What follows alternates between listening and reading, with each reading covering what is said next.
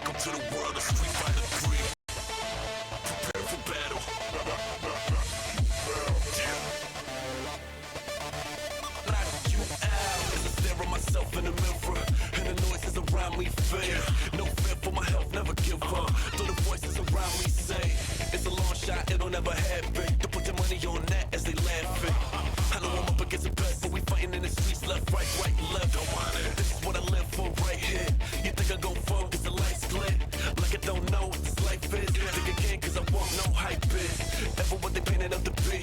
And the underdog is evidently the one who got more to win. I'ma make it taste the ground, here's my high king. You know what they say, the third strike is what counts. You know, and you can get it too. Don't think that I can knock you out. Knock you out, knock you out, knock you out, knock you out. Don't think that I can't knock you out. I've been waiting for this moment. This is what I spill my blood for. Always being up early mornings, every day, even when I wasn't up for it. So you see, you don't need to believe. Either way, you are our enemies. As I travel around the globe and I go against you, that's my fighting code. Now you know what my intentions are, and you know that I came from afar. But if you study my style, cause I study yours and I know who you are. I know you, and I know all your weaknesses. In the eye of a needle is exactly what I came to do. And I ain't leaving till I beat you, I ain't here to lose. Knock you out, out.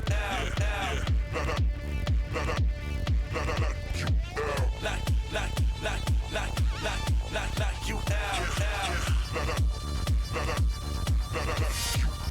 Yeah, you know what they say, the third strike is what counts. And you can get it too, don't think that I can knock you out, out. Knock you out, out. Knock you out, out. Knock you out, don't think that I can't knock you out.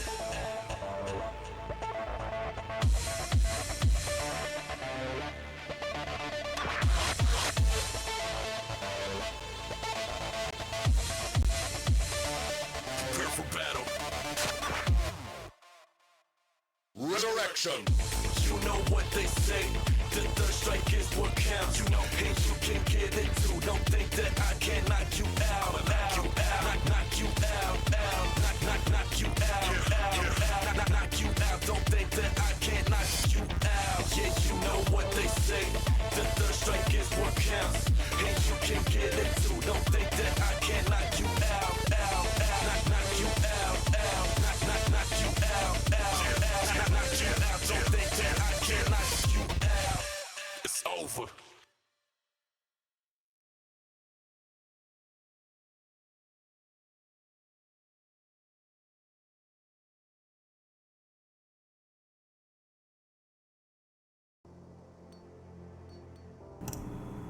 Good morning, everyone. It's 14 time. With me today, I have Kent. Hi, Kent. Hello, good morning. Wow, 2 years. That's insane. Thanks for the sub, Hunter. So, today we're going to be doing some monk stuff, among other things, and who else to have with me but the monk master himself? It's your favorite job in everything that it appears in. Right, Kent? The only real exception is, like, Final Fantasy XI, because the blue mage in that is goddamn amazing. Yeah, well, I mean, to be fair, it's stacked up against blue mage, which is your other favorite thing. Yeah. So I can totally understand that. Yeah, happy Disability Pride Month.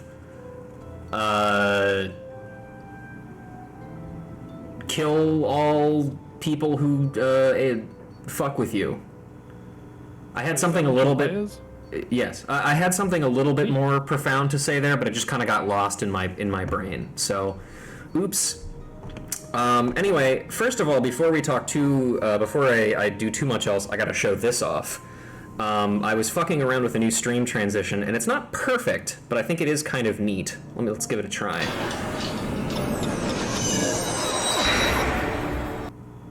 Trace complete.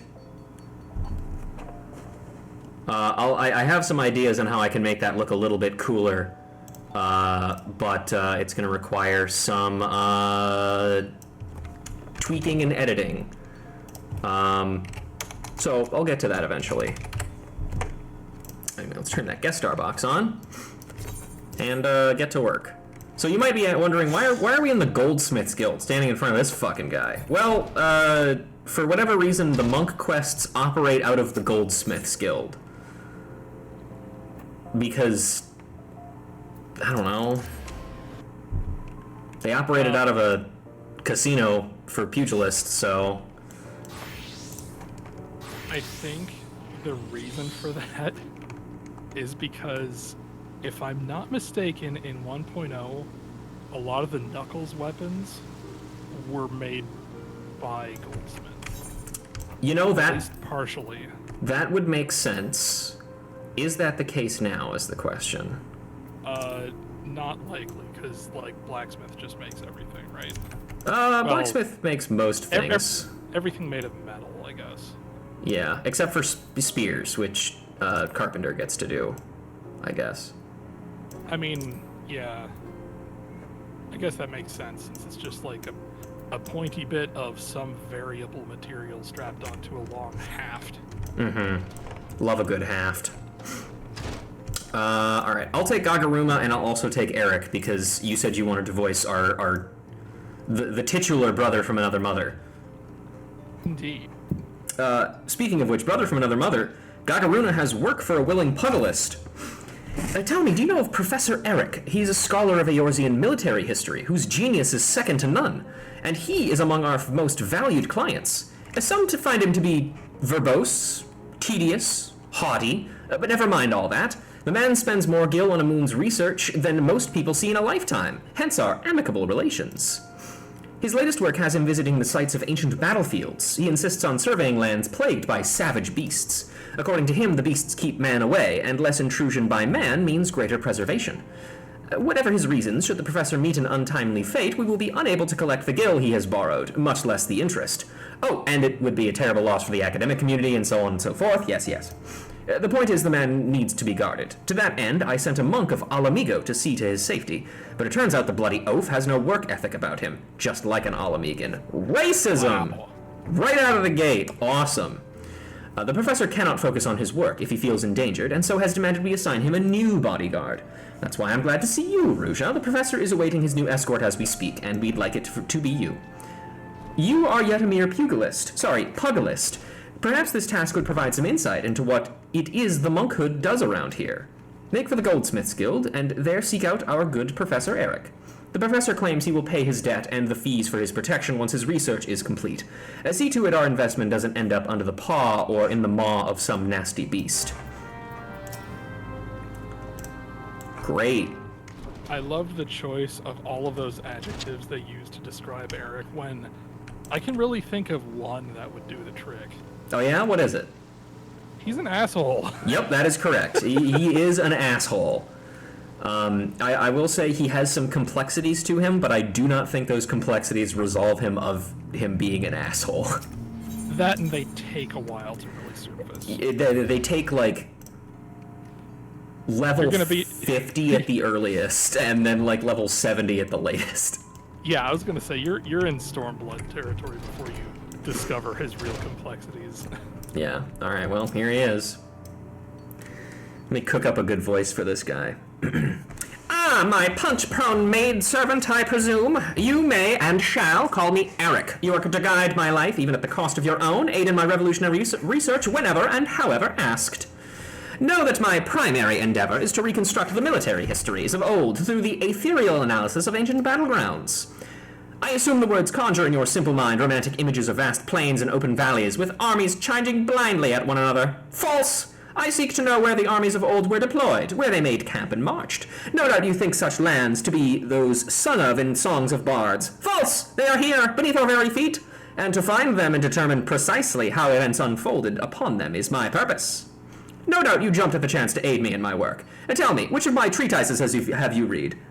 All of none! Gods, I knew you adventurers had a reputation for being unlettered. I didn't know you actually made efforts to remain so. It matters not. I will say, Ruja actually probably has read all of Eric's shit. Just by nature of who she is. Is just, like, stunned into silence by this guy. Yes, although that happens with most people that she meets. But, you know. I require only that you work with diligence. Unlike that Widdergelt buffoon, the man proved to be sloth itself. Alas, he is a monk of Alamigo, I suppose. The fool was too busy opening his chakra, or whatever it is those barbarians do all day. I admit he seemed keenly interested in my research, but now he's gone off to 12 nowhere and has yet to return. Do you understand the sheer magnitude of this inconvenience? Good, good, you show that much promise at least, but let us speak of more of my work. Our first destination is the Silda excavation site in central Thanalan. I believe events of great import to the history of Silda transpired there. Surely, if your ears have you heard of Silda? Or are you deaf as well as dull? Are those ears just for show? Very well, I see you require some instruction. It would be remiss of me as an academic to allow you to wallow in such ignorance. Isildur was plunged into chaos during the wake of King Lalawefu's demise, or the King of Springs as he was known. Despite the successive economic reforms, fomented unrest among the people, resulting in violent outbreaks throughout the kingdom. Isildur was Sultan at the time, distant descendant, attack was ordered, and so, irony of ironies, hadn't been for that horse, a plain ghost trick. Yep, sounds good, Professor. Fascinating, is it not? Is it not enough to convince one that things could not have happened any other way, no? False! One among my colleagues disagreed with this interpretation of events. He claimed to have evidence suggesting otherwise, but all trace of it disappeared before it was published. I think, actually, hang on a minute. If you're pausing for a sec, I spotted a reference that I forgot was in that block of text there. Tell me. The if it weren't for that horse, or hadn't been for that horse, that's a reference to a Lewis Black skit, the stand-up comedian, where he just goes on at length about overhearing somebody say, if it hadn't been for that horse, I never would have gone to college. Interesting. It's really funny. Look it up sometime. I'm wondering, as I'm reading it again, I'm thinking maybe not, but I am curious to know what you think on this.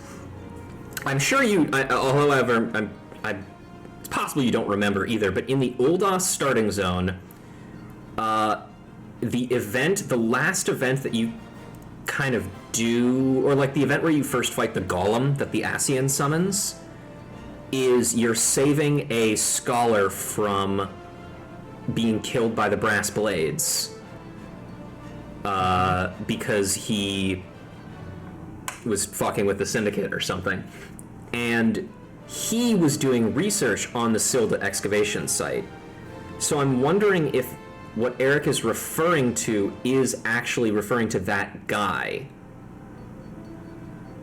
but entirely likely. Yeah, I don't know. That would be that's my guess, but I have no. It was an aspiring businessman who was looking for ore. Oh yeah, maybe not then. Oh well. I want to say you can actually see Eric in the background in one of those cutscenes, though. Not as like anything of import, but just as like a fun background. Yeah, just walking around. Yeah, could be. Well, if you're ever curious, you can always go watch my Oldos Starting Zone video on my YouTube, which I really should link in like my Twitch description someday. Regardless. My known research shall unearth any such evidence should it truly exist. I shall know the truth. Granted, you are not the brightest coal in the brazier, but certainly such a prospect entices even you. And so we make for the Silda excavation site in central Thanalan. Traveled the way before me to see that it is safe, and once there, set up this aetherometer. And should you ever care to know more of the Eorzean military history, do come and see me. It is a personal crusade of mine to guide the dullards of this realm towards some modicum of enlightenment.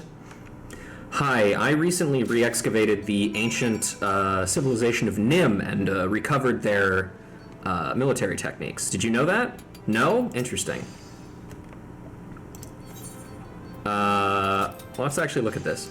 I need, well, first of all, let's see. An honest inquiry. That sad, wonderful moment when ignorant curiosity overcomes pride. Right then, let's begin. I need hardly mention that the Silda civilization is now centuries dead. Silda was plunged into chaos in the wake of King Lalawefu's demise, or the King of Springs as he was known. Despite the success of his economic reforms, the tax increases he imposed did not sit well with his subjects. This, coupled with a prolonged sequence of untimely droughts, fomented unrest among the people and in time sparked violent unrest throughout the kingdom. Silda was not alone in its want for water. Ulda, too, felt the effects of the droughts. The Sultan at the time, Sasagan ul Sisagan, but perhaps you recognize the Ul name. The current Sultana, Nanamo ul Namo, represents the second Ul dynasty. She is Sasagan's distant descendant. Now, where was I? Yes. Right, so Sasagan ordered an attack on Silda to claim the water resources discovered as a result of Lalawefu's flood control acts, but the royalty and nobility of Silda would not remain idle. They mobilized their nation in the face of the crisis, and the people fought with great tenacity against the Uldan threat. The full strength of both nations met in battle, and the end result was an arduous, protracted conflict. Though arguably more desirable than surrender, the ruling Silda elite took little pleasure in having succeeded in uniting the theretofore, querulous? Yeah, querulous, right? Because it's quarreling? Yes. Querulous citizenry to fight, for despite all they accomplished, every day spent waging war dragged the nation's financial affairs, which you will recall had only just been brought back under control, back into the mire. To bring an end to the long military deadlock, Silda devised and set about implementing a perverse yet ambitious strategy. It sought to zombify the deceased among its army that they might fight again. At first, it appeared to have worked, yet at the height of the hostilities, the Sildans lost control over their necrotic creations. The undead turned on their masters, and before long the zombification had spread to a majority of the population. Ever knowing an opportunity when they saw one, the Uldans used this to justify their war, now proclaiming it a crusade to send these zombies to Thal. After seeing to the extermination of all zombies outside the city, they then sealed the gates of Silda, entrapping both the living and dead within. And that, in brief, is a history of the fall of Silda. I only pray that your feeble mind is able to retain it. Wait, when did the horse come up, though? No, you didn't talk... fuck's sake. I love, by the way, that the parts where it says babble at, like, the very beginning is, like, there's literally, like, 2 words in between them. Like, our character's literally just falling asleep. Alright, out we go. But yeah, well, Silda is something that comes up fairly frequently when talking about the history of Ulda. I believe... fly out here. I know, it's great. I want to say... No, the Temple of Karn was Beladian, which is the place that Ulda and Silda would become eventually. It was a single city that split into 2. I know it's later content, but God's Eric was so wrong. Yes, and it's very funny that he is wrong. For those curious, what Otaku is talking about is, in Endwalker, recently introduced is a thing called variant dungeons, of which there is only one so far. And variant dungeons are essentially little single 1 to 4 player dungeons that you can do that have multiple different endings, based on like multiple different endings and bosses based on what things you do in the dungeon. And the first dungeon that you go to is actually in the ruins of Silda, and you get to learn a whole lot. And even further than that, once again, as Otaku mentions, the relationship between Silda and Ulda is brought up even further in the Hildebrand quests, which we will be getting to someday. But first, let's put this aetherometer down, an odd contraption used for measuring surrounding aether levels. I like how variant dungeons, as you describe them, literally just adventures from Wildstar, says the only person who's ever played Wildstar. I don't think I got far... No, wait, no, I did do adventures. That's right. That is what those are. God, I miss Wildstar. I miss Wildstar too, man. Well done! Now we need only wait for the aetherometer to gauge the... Oh shit! Alright! There are fiends about Ruja. They are often drawn to the lingering sense of blood and death. Well, this is what you're here for. Have at it. Punch those fucking things.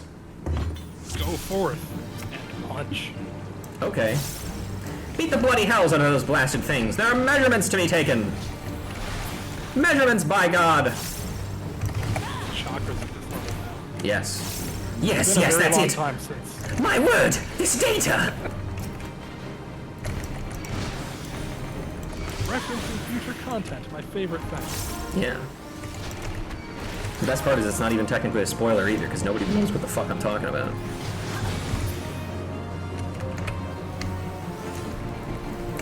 Rabisu. That's probably like a guy. Ah, here comes a true foe! I'm so used to just pressing Dragon Punch when I don't have, or Dragon Kick when I don't have fucking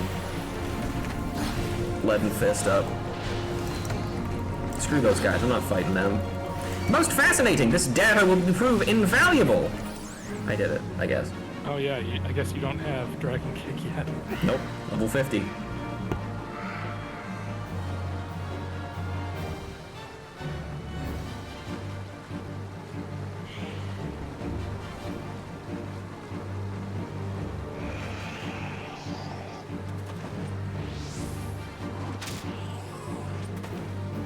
Damn, that was pretty sick, actually.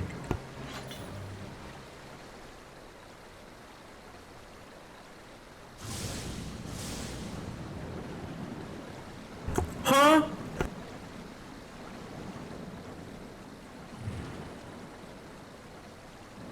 Don't worry, it's normal.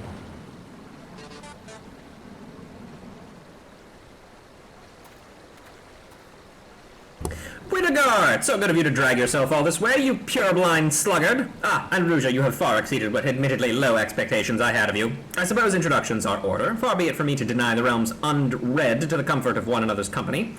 Widogelt, Ruja Widogelt, the monk I spoke of sent to me by Gagaruna. I tried to make a pupil of Widogelt as well, but he has little mind for history. His primitive beliefs in witchcraft of chakra and spiritual energies have a tenacious hold on him. Oh, truly, this is the area where there have been sightings of walking dead. I have heard the tales. Some claim they've seen an apparition wearing the garb of an ancient commander. Huh. Careful, there are still dangers about. His work is dear to him. That is good. He thirsts for knowledge, for truth. Discovery awakens him. You too have awoken, friend. Can you not feel it? Do not be frightened. Here was a battle, long ago. Much energy remains. It has found you. It flows through you. Your chakra has been opened. This was the light that shone from you. It is as Eric said. Widargelt is my name. I am a brother of the monkhood. My order is the Fist of Ralgar. Our way is to train the body and mind. The fist is our weapon. With it, we put down our enemies. The energy within us moves the fist. The chakra is the seat of that energy. It is a sacred place. It can be opened and the life force within controlled. Chakra exists in all that lives, in all beings. Yet not all beings can open them. Much training is needed, and great discipline. With these, the life force be commanded. There are those who require no training. Their inner strength is such that it forces the chakra open. I have heard of this happening, but never have I seen it, until now. Translation. Wow, Warrior of Light, you're a freak! I see in you great conviction. You mean to walk the monk's path. And so I will give you this, a soul crystal, the mark of my order. None but a monk may hold it, and only then will with the orders leave. But your chakra is awakened, that is clear, and so you are worthy. I've forgotten how short this guy's sentences are. Yeah, I have some thoughts on that, but we'll talk about that later. Many bore that crystal before you. It remembers them, their breath and their movement. They will one day be yours, but your chakra must open further. Only then can the crystal's memories enter you.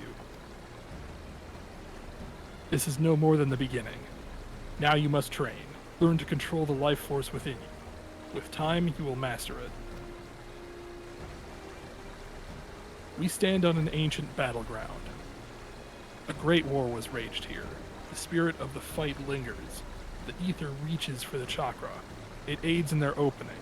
That is why we monks seek such lands.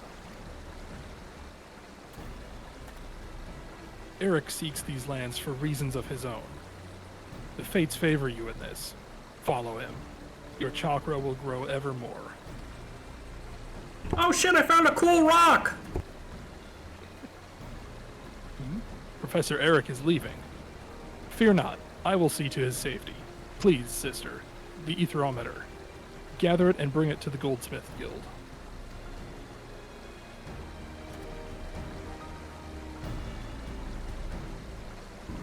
Yeah, monk.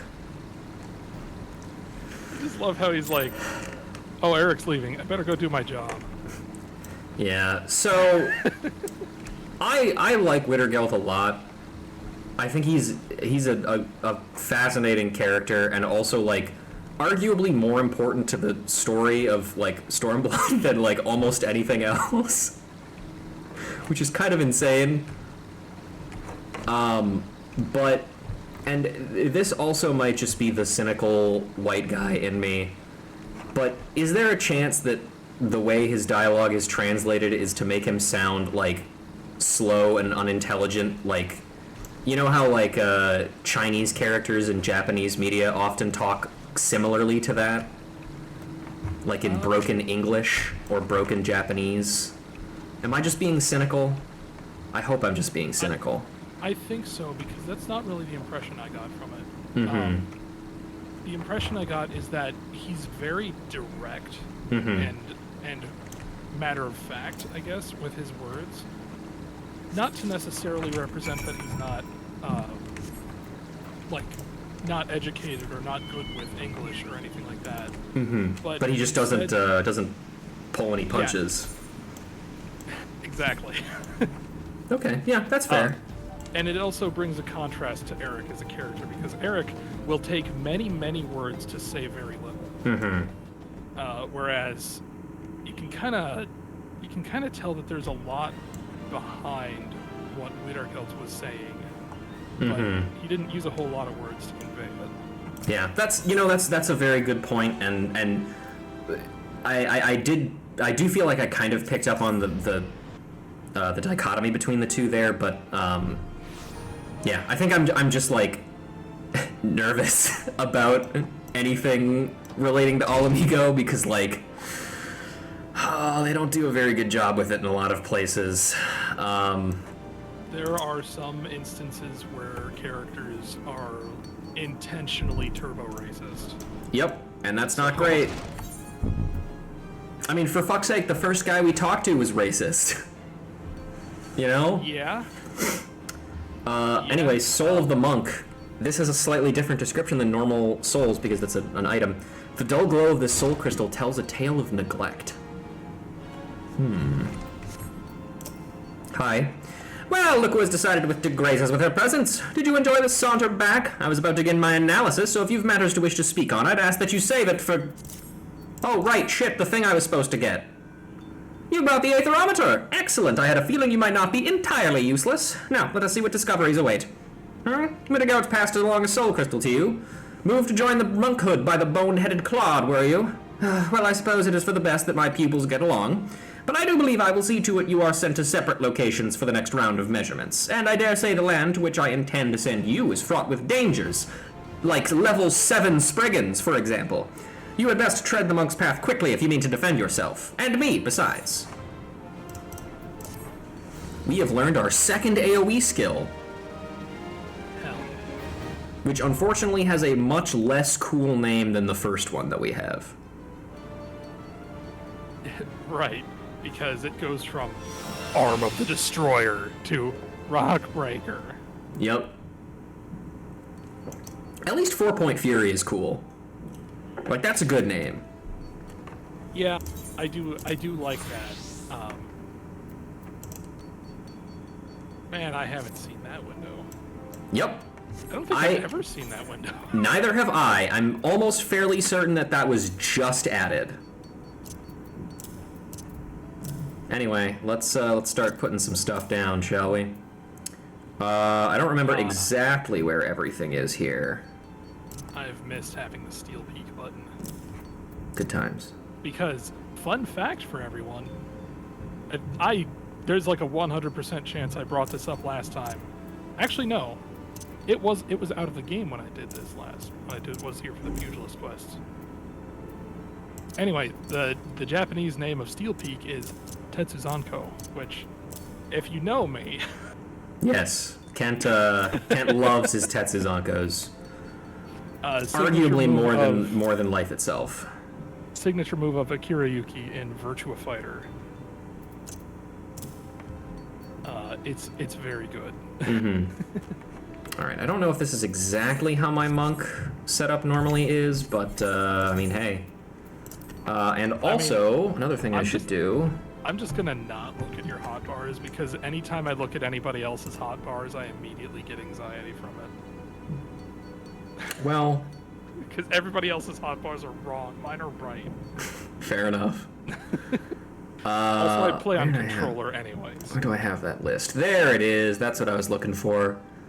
I have a list of all of the different names that I'm giving my things here. So we will change this set name from the JoJo's reference that it is to... Wait, that's a JoJo reference? Yes. I thought it was a Fist of the North Star reference. Oh yeah, he does have a star birthmark in Fist of the North Star, doesn't he? Yeah, it's the Big Dipper, the eponymous North Star. Well, in JoJo's, the star birthmark is literally just like a cartoon star instead of like a constellation. It's like the "You Tried" star on the back of his neck. Excellent. Yeah, but unfortunately, we will also eventually have to say goodbye to Speemail as well. But for now, we are the Spry Siren. Insulted Intelligence. You could name every monk quest this. Professor Eric seeks to measure the aether of more ancient battlefields. Ah, just the pupil I was hoping to see. I was a hair's breadth away from setting out on my own. Look at you. Yes, I dare say you appear to have been growing in brawn at the expense of brain. Right, well, let us measure some ether, shall we? And by we, I mean you. Oh, and the monk Simpleton, of course, though, contrary to his nature, he has already set out for the destination I assigned him.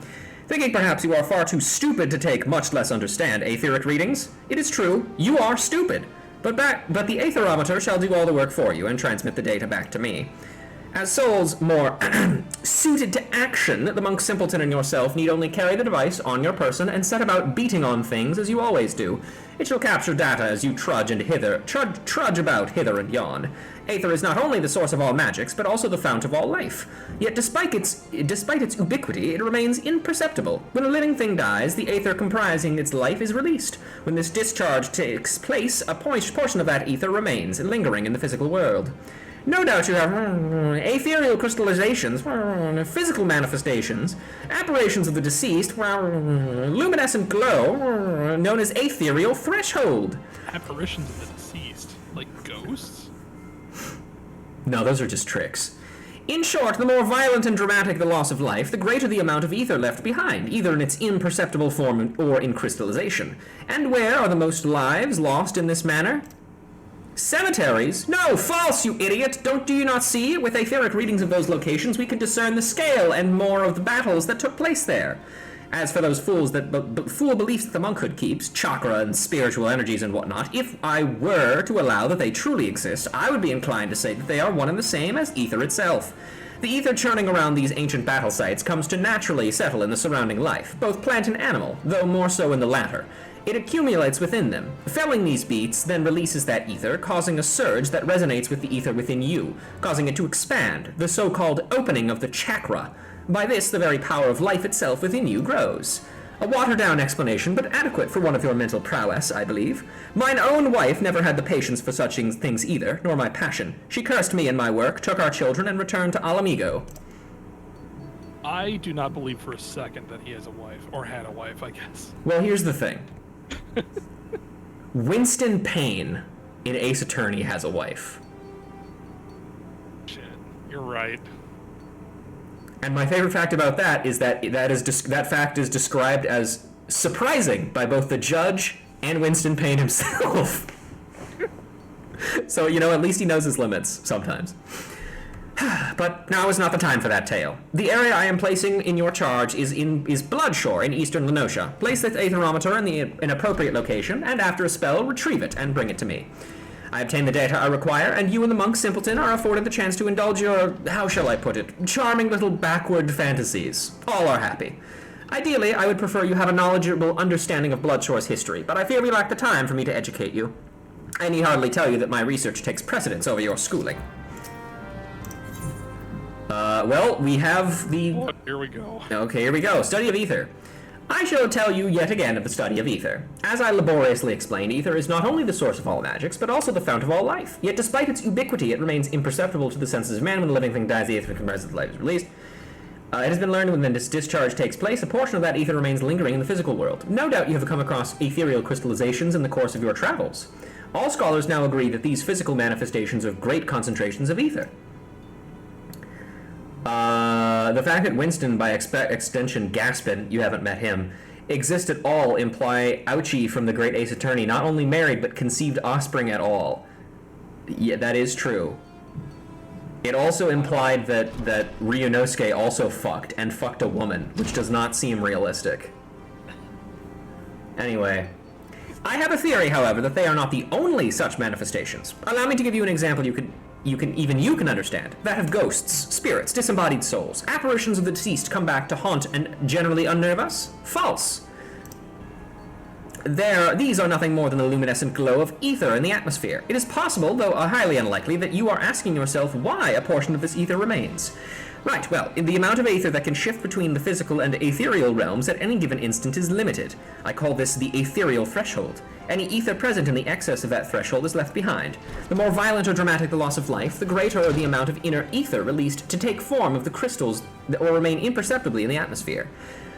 And you surely recollect the scene I identified as the most apt to produce such violent deaths. On the field of battle. It stands to reason, therefore, that through the ethereal measurements of such sites, I will be able to reconstruct details of the wars waged upon them.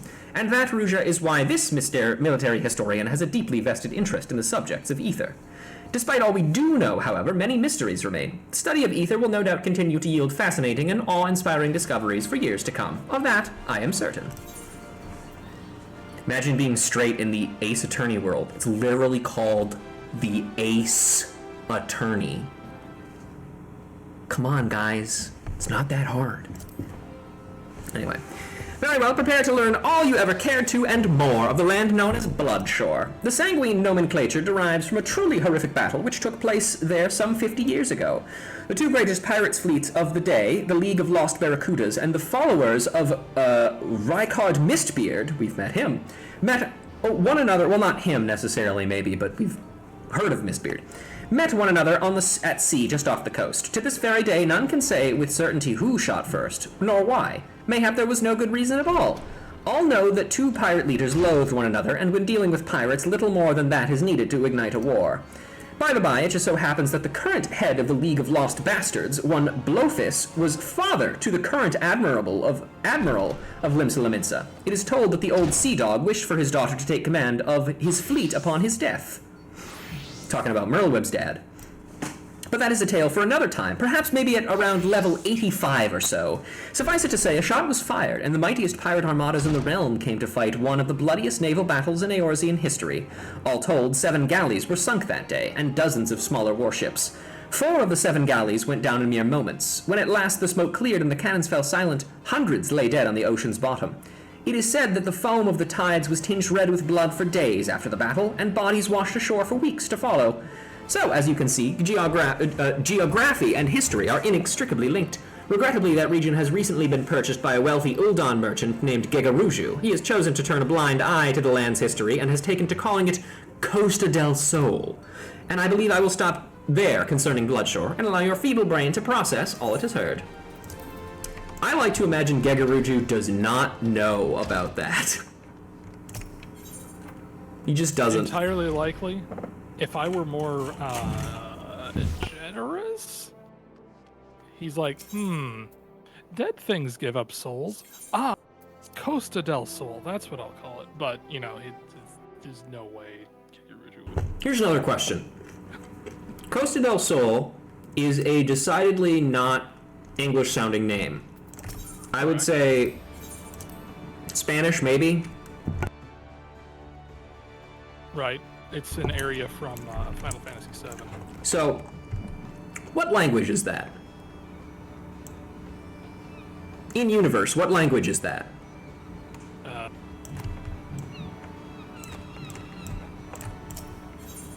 Because it's not Eorzean. Is that a language in universe? Why wouldn't it be?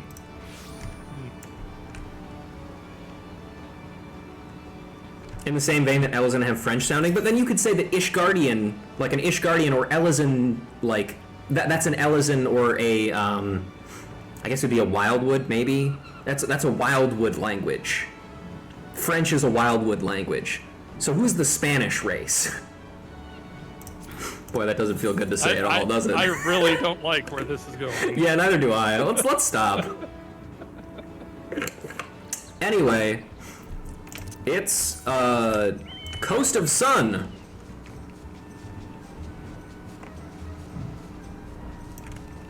Look at all the sun on this coast. Yep.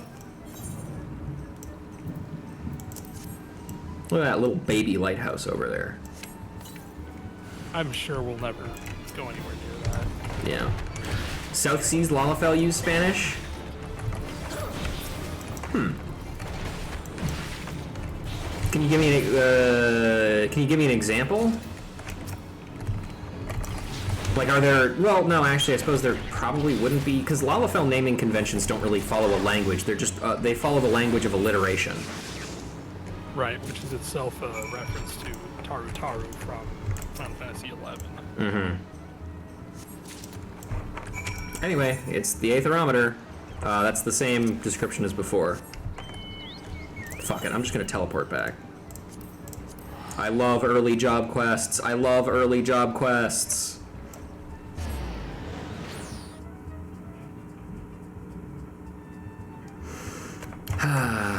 I watched another streamer playing through A Realm Reborn and complaining about how bad it was as he skipped cutscenes again recently, by the way. Man, so there's a friend of mine, has been a friend of mine for a long time, who loves playing games for story, but he has this really bad habit of, like, just skipping cutscenes and then being confused as to what's happening. And it's like, dude, you literally have the answer in front of you, and you chose to not engage with it. Yeah, I know I could have used the Manderville hack, but I don't wanna. Especially because, oh man, we don't have... Could somebody message Bees, tell Bees to get the reduced rates action? Have you brought the Aetherometer? Yeah, here you go. It seems the device has suffered some damage. I suppose such things are unavoidable when you put it in the fucking water. Unavoidable in this line of work. I must see to its repairs at once. That is, after all, why I put up here at the Goldsmiths Guild. My Aetherometer is no ordinary device. I came up with the elaborate design myself, and had the finest engineers at Garland Ironworks draft the schematics, and then commissioned the most talented goldsmiths to fabricate it. Widdergout delivered the results of his outing not long ago. I must insist that you take your leave of me now. There is a wealth of data for me to analyze, and I fear that simply having you nearby will somehow affect the processing power of my brain. Repairing the Aetherometer and determining which locations to next investigate will require some time. Why don't you go and train those muscles of yours, or whatever it is you do in my absence? Hi, Scoos. How you doing? It's monk time. I'm also, Scoos, I'm glad you're here because, it's, you want to know how monk works, and once again, we've got the most premier monk expert here to tell you how monk works.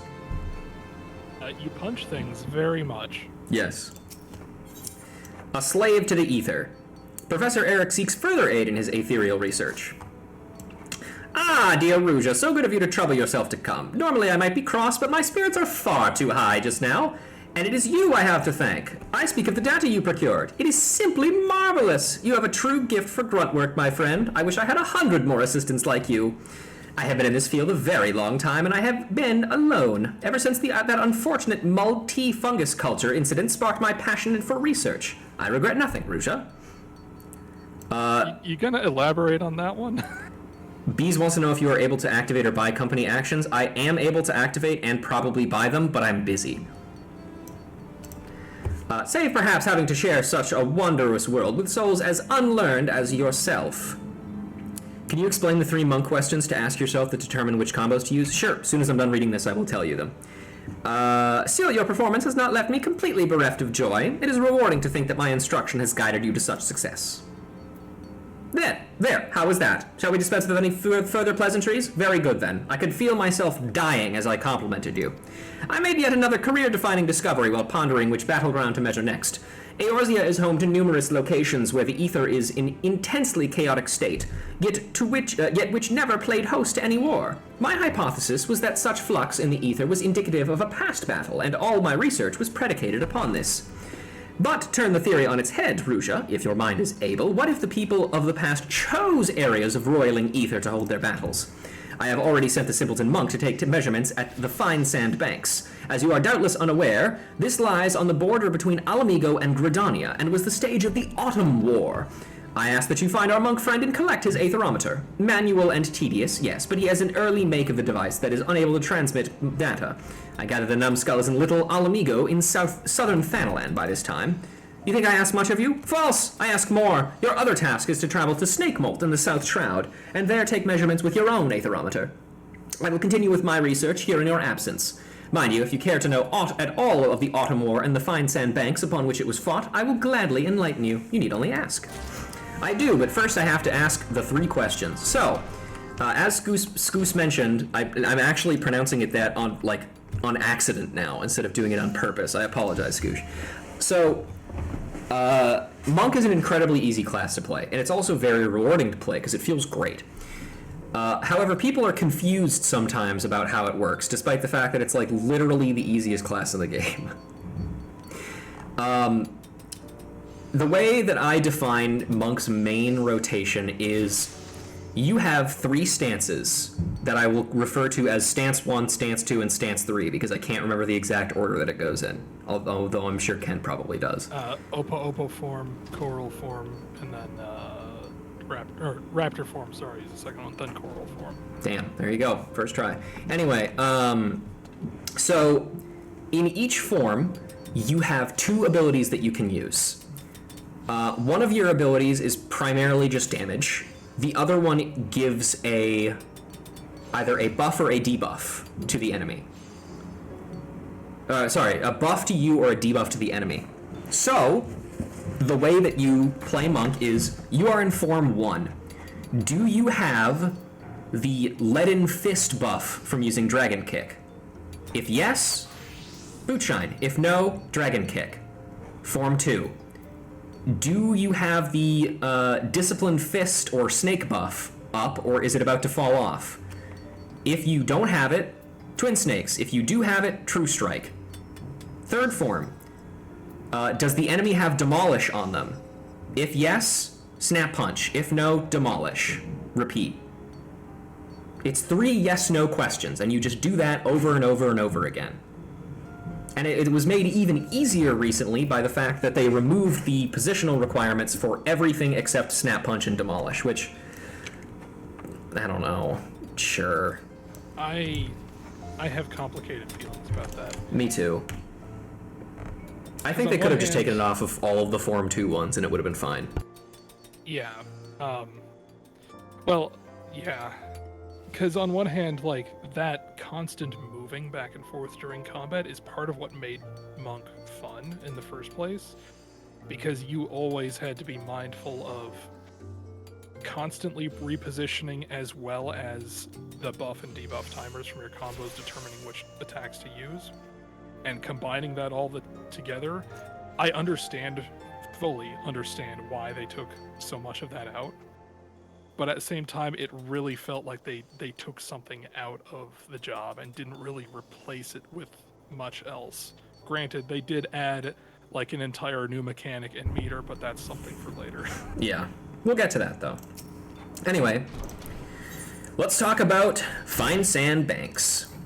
The fine sand banks have a rich history indeed. They are found on the west shore of the Veladonia Velodina River, at the foot of a now extinct volcano overlooking the Rothlet Sound.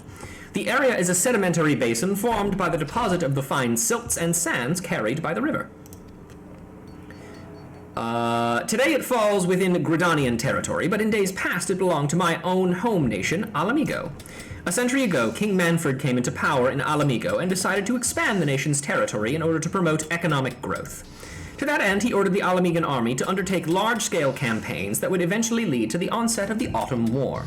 Naturally, such action was met with vehement opposition from the other nations. Gridania, feeling encroachment along its border with Alamigo, placed the renowned lancer Vine Chalon in command of its standing armies, and war began. His opponent was Gilbard, the great general of Alamigo, a fervent believer in the Fist of Ralgar, and a man who enjoyed enormous popularity among the Alamigan people. The two leaders were loved by their troops, and at the outbreak of war, morale on both sides was very high. The armies clashed time and again all along the border, neither general yielding an ilm. But in a galling twist of fate for Gridania, Van Chalon suddenly took deathly ill. After no victor emerged following the Battle of Fine Sand Banks, Van Chalon devised a new strategy. He ordered his forces to retreat to Camp 9 Ivies, fully intending for Gilbard to give chase. This would lure the Alamegans to territory more favorable and familiar to the Gridanians. He died, however, before he was able to see his plan executed. Now the man who would replace him, Osborne, was extremely ambitious and eager to prove his worth to the Seedseers. Having neither the mind nor the patience for Van Chalon's defensive war, however, he ordered a frontal assault on the Alamegan position. When Gilbard learned of this plan, if a plan it may be called, he secretly deployed troops to the most vital points along the fine sand banks. The Gridanian forces had scarcely entered the area before they began to suffer heavy losses from highly coordinated Alamegan ambushes. In response, Osborne ordered a forced march, permitting his troops no rest for several days as he attempted to surge through the region. Eventually exhausted, the Gridanians came to entrench themselves up on a hill. But this is precisely what Gilbard had wanted. He surrounded the hill with 6,000 soldiers to deny the Forestborn any hope of retrieving water, and then proceeded to rain down barrage after barrage of arrows upon the encampment. In this seemingly hopeless position, the morale of the Gridanians quickly dwindled. Following 2 failed attempts to break free, Osborne himself led the van in a third and final charge. In the end, Gridania was defeated. Osborne and several of his officers have captured, and the legendary staff Clostrum, lent him by one of the Seedseers, was taken. This abject defeat accounted for what little morale remained among the surviving troops, and they beat a desperate retreat to 5 hangs, with the relentless Alamegans harrying them every step of the way. Gilbard's victory brought him ever greater accolades from his country, and as a result, both he and the Fist of Ralgar came to wield considerable political power. And that is a brief history of the Fine Sandbanks. No, you needn't thank me. Knowing there's a little less ignorance in the world is all the reward I require. So, fun anecdote. When I first made my character, like, back in 1.0,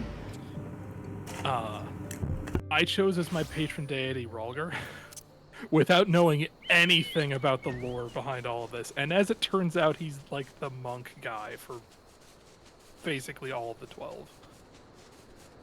Yep. So that was a fun coincidence. But also on the subject of those positionals getting removed, like, I'm not currently subbed, but when I do, and I plan on resubbing when Blue Mage gets its update soonish.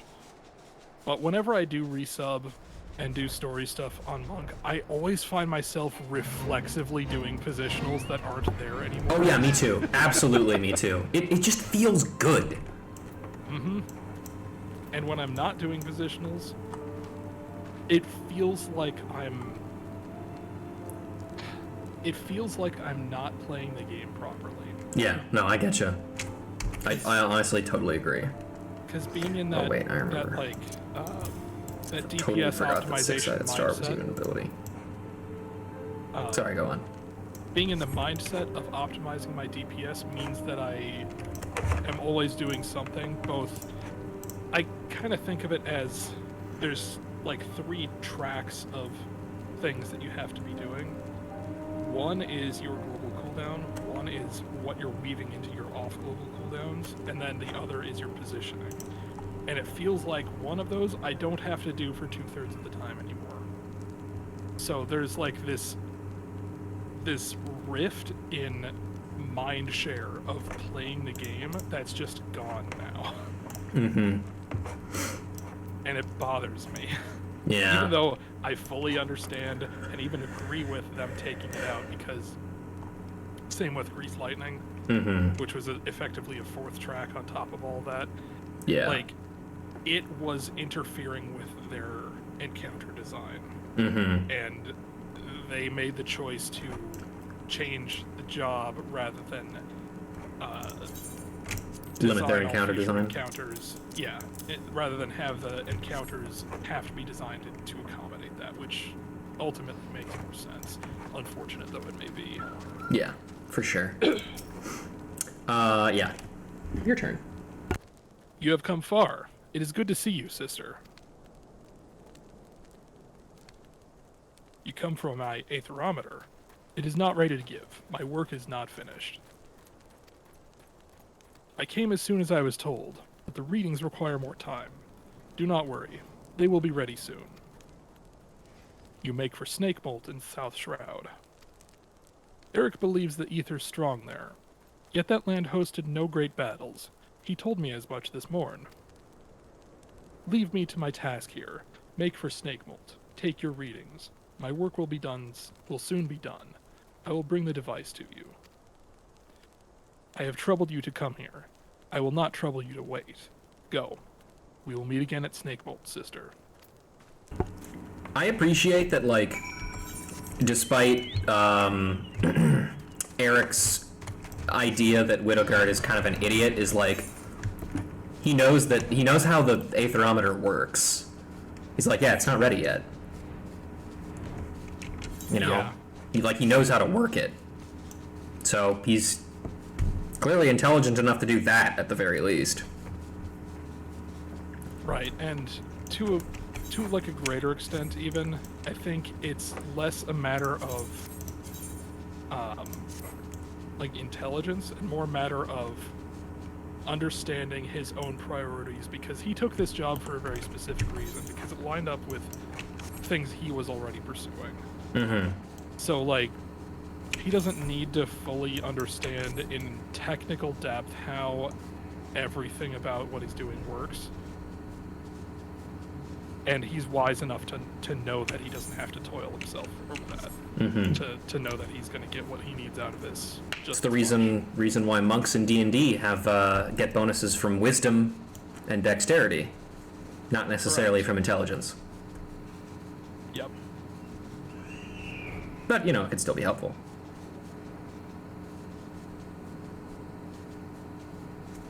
Also, I didn't get a chance to talk too much about it, but the Autumn War is a very, very interesting subject that I really feel like does not get talked about enough in this game, considering, like, how significantly important Alamigo is to a lot of the plot. You might recall a while ago, a long time ago, when we were still leveling, we saw a couple of Alamegans hanging out in Quarry Mill, and they were talking about how, like, they weren't getting given any, they weren't allowed to stay there. Part of the reason for that is because Gridanians and Alamegans still really do not like each other.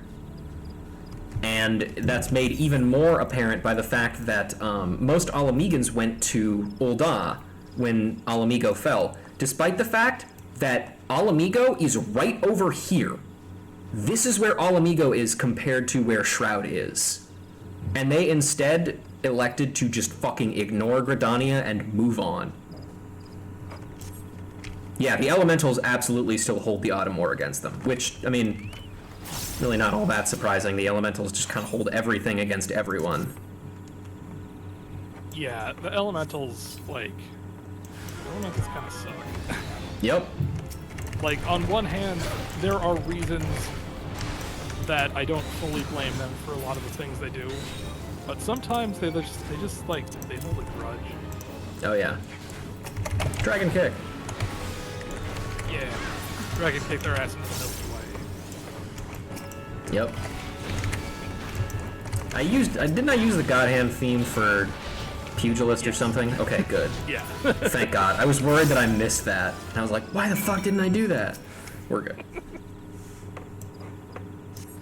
Okay.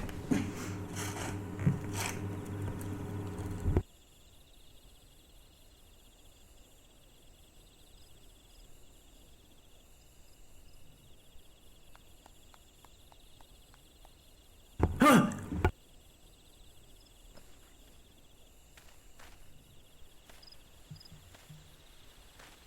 How'd he get here? Camouflage index 99%. Thunderclap tier. Well done, sister. I feel your chakra. It has grown. I hoped to arrive before you, but I see I am late. This land's power has gone to you. There's nothing left for me here. It is as I told you. We monks travel where ether flows strong. There we train. The power of the land enters us. Thus our chakra expand. This bonding causes great unrest. The land's energy becomes unstable. It will enter no other until it calms.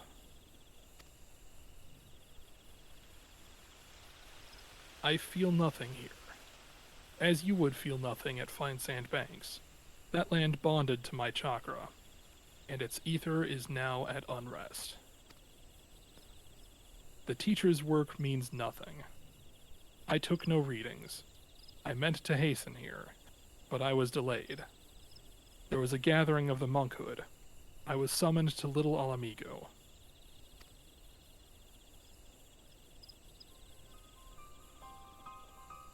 The teacher's chidings. Worry not. I will use my device here.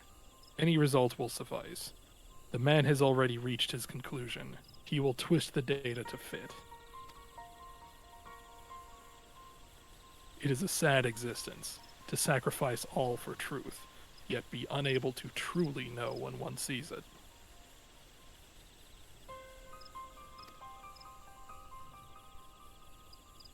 Speak not of this to him, sister. You see both our aims. You know mine to be more worthy. Well, I don't usually speak just in general, so I don't think that should be too hard.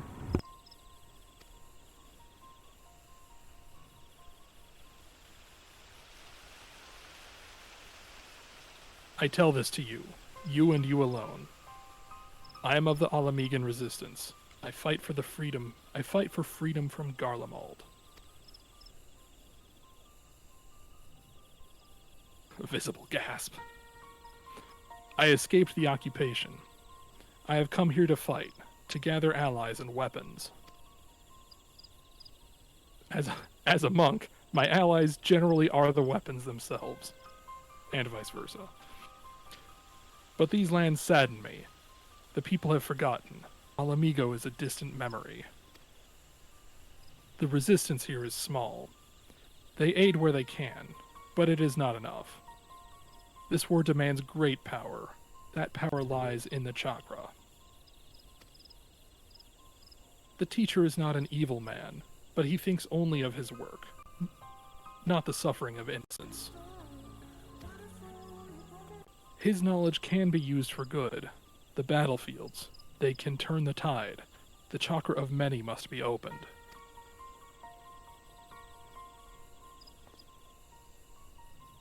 If this way is lost to me, no. No, I will have this power. I must. An end to oppression. An end to starvation. Alamigo will be made free. I will see it done. Forgive my speech. It is a matter close to my heart.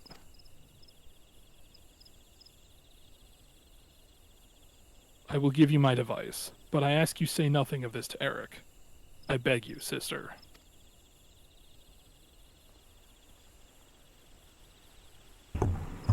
Cool.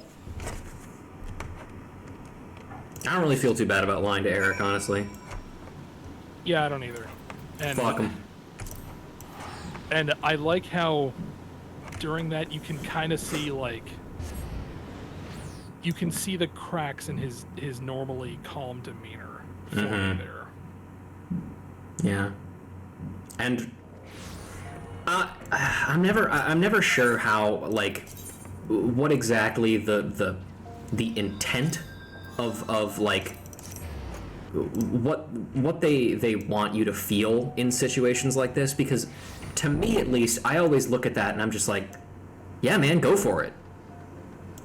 Like, what you're doing is a good thing. But I feel like so often in this game, at least, it's portrayed as like, no, he's doing a bad thing. But kind of in this situation, it came off to me more as he's after the right thing, but the intensity of his convictions in doing so is something that can lead a lot of people down the wrong path. But I guess as a monk, sort of the whole point is to make sure you're going on the right path. It's also unfortunate too, because like I feel like almost every every significant named character before Stormblood who's in the Alamegan Resistance acts kind of like he does. Yeah. Which is just bit. like, it's just kind of a really bad way to look at it. Like every single one of them is like that. Like, well, no, actually, it's literally just like the ones that are here in Eorzea, pretty much. All the ones that are actually still in Garabania, those guys are actually fine. Like, they're doing okay. They're not doing okay, but like... Yeah, I was gonna say. Yeah, they're doing pretty bad, actually, but like, you know... I wouldn't put it like that. I trust you have returned with both my aetherometers. Please tell me you fumbling dolts haven't managed to damage either of them this time. Aetherometer, an odd contraption borrowed from Whittlegart, used for measuring surrounding ether levels, and it's the same thing. All looks to be in order here.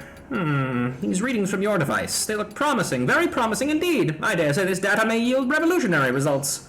Your chakra opened a bit more, did it? Yes, yeah, well, ether is a most mysterious and wonderful thing. I'm glad this meaningful research could serve your nonsensical ends as well. Now, leave me to my work. Surely you can find some simple way to pass the time. Fighting, say? Or, I don't know, scratching? What?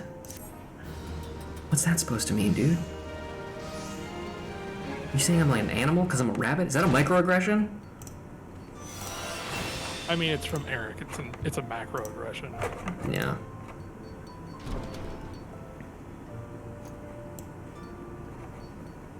Let me out. There we go. Microaggression, hit him!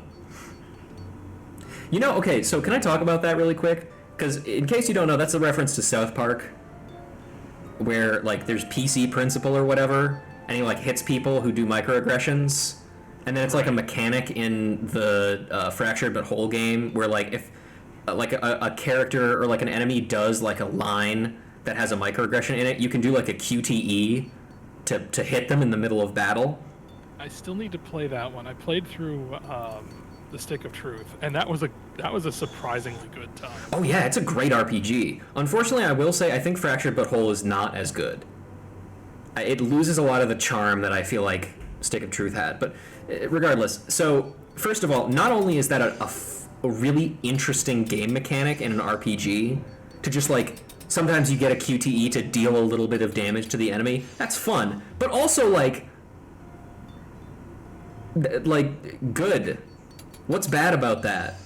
Don't use microaggressions, guys. I'm not sure I see the problem. Like, what's the issue? Because as I understand, PC Principal is supposed to be like a villain or something. It's like, okay, well then just don't use microaggressions. That's not hard. From what I've seen of the show with PC Principal in it, I don't know if I would really describe him as a villain. Because this is going to be a hell of a phrasing, an astonishingly complex implementation of such a character. Because the intentions behind what PC Principal does are both intended to be parody, but not parody of something because it's necessarily evil, but parody of something that is of good intentions but should be kept in check with how it interacts with everything else. Not necessarily because it can be done in a bad way, but in the same sense that, like, everything that we do should be considerate of how we interact with others. That's fair. Yeah, it's, I haven't watched South Park in a long time, so I don't know if that's still, like, currently accurate. I've never watched it, honestly. I don't. I have no interest. Does not look good.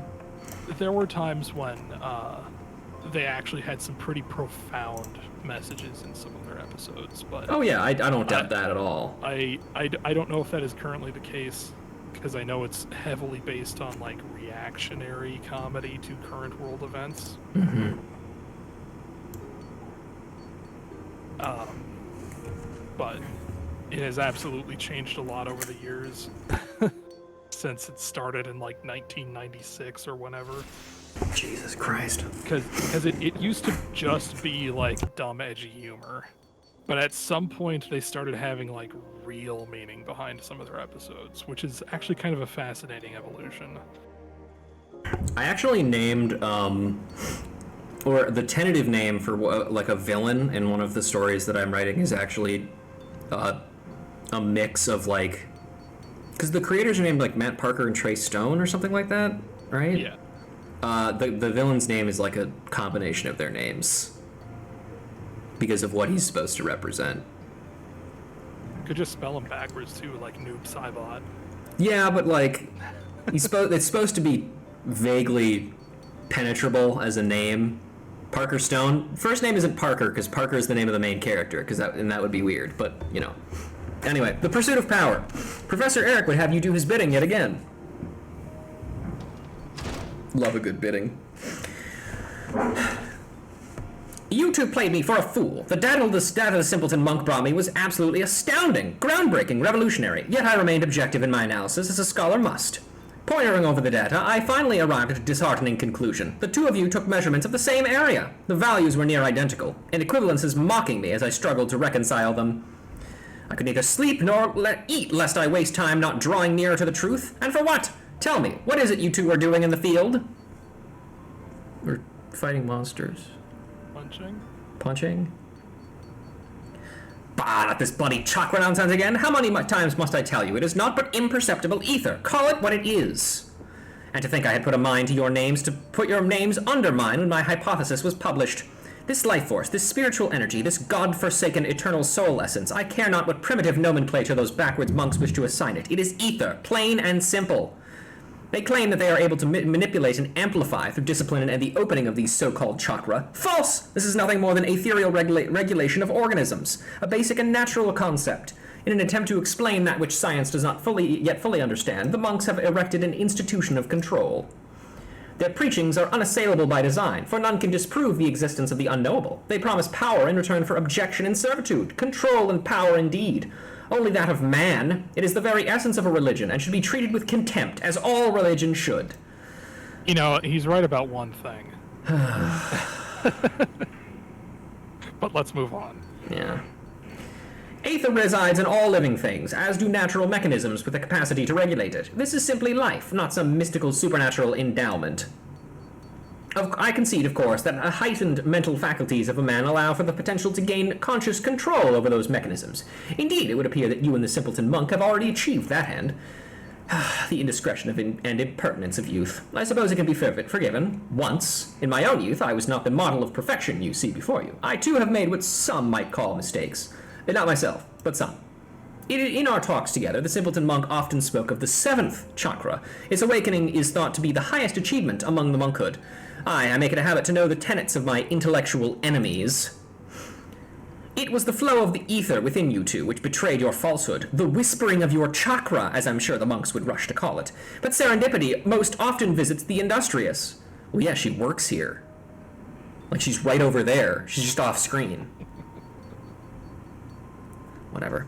Just so, it is precisely these ethereal whispers that proved to be most intriguing. The waves of these sounds resonated perfectly with the ether of the battleground.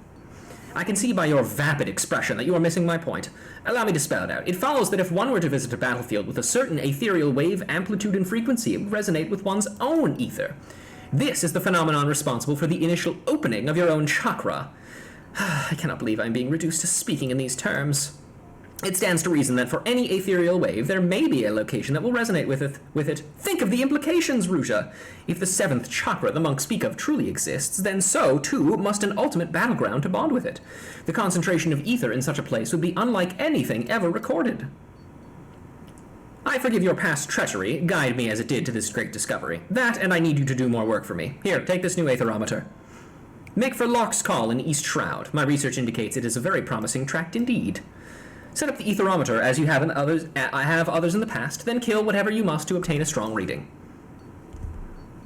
Slaying beasts there will release the ether of the land they are steeped in, and it may resonate with your own. I suppose in primitive terms of the monkhood, it would translate to the expansion of your chakra.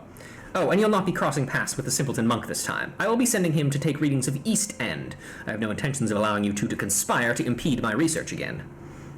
If you care to know more about the events that have transpired at Lark's Call, I suggest you pay a little visit to your local library. East End, on the other hand, is a fascinating subject of which I never tire of speaking. Ask me about it any time if your curiosity ever gets the better of you. Serendipities most often visits the Industrians. Dalen working nearby, looking over to Serendipity. Hey Sarah, is that true? Huh?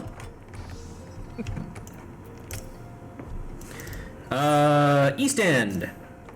East End is just that, the eastern end of the Black Shroud. The Autumn War marked the beginning of hostilities between Alamigo and Gridania. The first major victory in that war came at the First Battle of Tinolka, and it belonged to Alamigo. Defeated, the Gridanians retreated to the safety of Five Hangs. The front was splintered, and afterwards they would resort to opportunistic ambushes and the constant redeployment of troops to continue their resistance. The Alamigans, confident in ultimate victory, enjoined Gridania to surrender. As conditions, they demanded that all of the east and portions of the central shroud be relinquished, and perhaps most disturbingly, that the Seedseers be taken as wards of Alamigo, where they would be met with no harm. Needless to say, Gridania refused. Yeah, that was probably not the best call to make as, like, terms of surrender. Like, as far as like, hey, what can we possibly do to offend our enemy the absolute most? Let's ask to take their Seedseers hostage. It's like, oh yeah, that'll work. Good plan. Might as well ask them to piss on the elementals the entire time. I don't know, is there a piss elemental somewhere? They might like it. Probably. Providence was to be delivered to the Forestborn by the neighboring nation of Ishgard. Wary of Alamigo's ambitions for the region, the sea appealed to Limsa Laminsa and Ul'dah for aid. Crazy that they were able to do that, but then didn't actually fucking help when Garlemald was attacking. But anyway, the three joined Gridania in her declaration of war against Alamigo and sent troops to reinforce the front. But this was far from a gesture of charity. It is easy to see what the motives of the sea were. They're French, after all. Should certain sections of the Black Shroud be annexed to Alamigo, Ishgard's southern and eastern borders would become extremely vulnerable to a possible invasion. For their part, Limsa Laminsa and Ul'dah had virtually nothing to lose by entering into the war, yet everything to gain by curbing the power of Alamigo in the realm. Even more, a victory would place Gridania in their debt. And so it came to pass that these four great nations joined into a grand alliance to combat the advance of Alamigo. The fighting which was to follow would later be named the Second Battle of Tinolka. Very clever naming convention. The heaviest and most devastating combat took place on a tract of land called the East End. In the beginning, there were several small-scale skirmishes, but the Allied powers succeeded in foiling the stratagems of Alamigo at every turn. Feeling the tide begin to turn against them, Alamigo dispatched its pikemen, known far and wide for their effectiveness against mounted units, such as the Knights of Ishgard.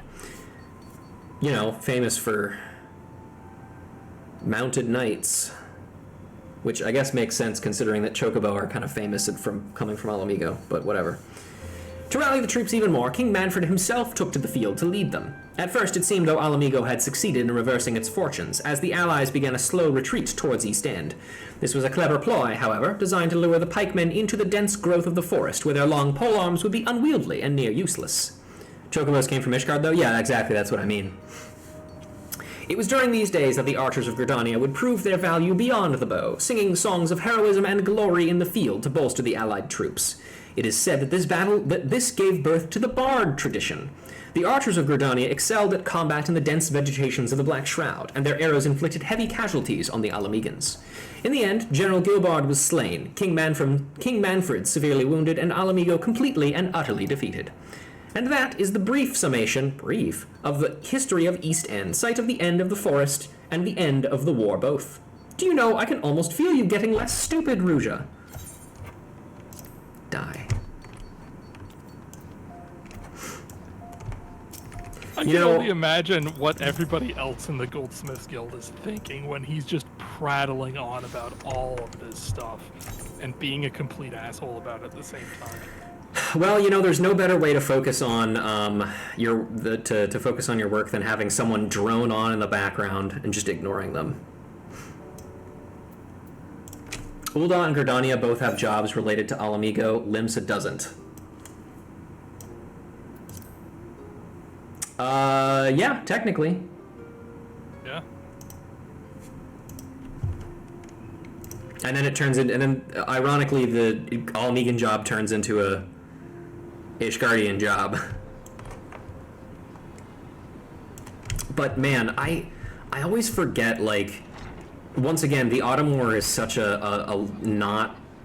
It's something that just doesn't get brought up enough, and it recontextualizes so much of stuff in A Realm Reborn too. Like the Carpenter quest, for example, has Beaton and his friend that you're helping to supply. His friend is Alamegan, and the fact that they have such a close friendship is kind of crazy considering the animosity between Alamigo and Gridania. So, you know, it just puts a lot more of this stuff in stark compare to, you know, it just makes it more interesting. Yeah.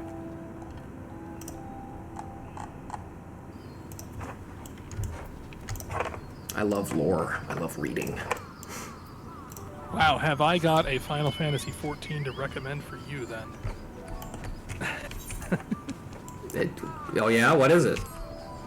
It's called Final Fantasy XIV. I can't say I've heard of it. MMO, Heaven's Word expansion, etc. Oh, I'm not interested in that one. Does it have Stormblood? Yes, but I think you have to pay for it, or did they change that? I think you still have to pay for Stormblood. Well, it's worth it. It's true. Stormblood's really good. It is very good. You have to pay for Heaven's Word because Heaven's Word's free because they couldn't charge money for it. By the way, I can't remember what. I think I was doing like Sylph Quest at some point, and I remember I was doing them over here, and like I saw a monk just like sitting here, AFK, dying to these things, and so I killed them all for him. It like I can't really describe like what was happening. It was so weird. Cause like as soon as I did that I was like, oh, he must be AFK. But then like as soon as I killed them all, he like turned and looked at me and then got on his thing and flew away. So like he was there the whole time, but he just didn't do anything. It's so weird. Going back to Ul'dah. Who knows? I don't know.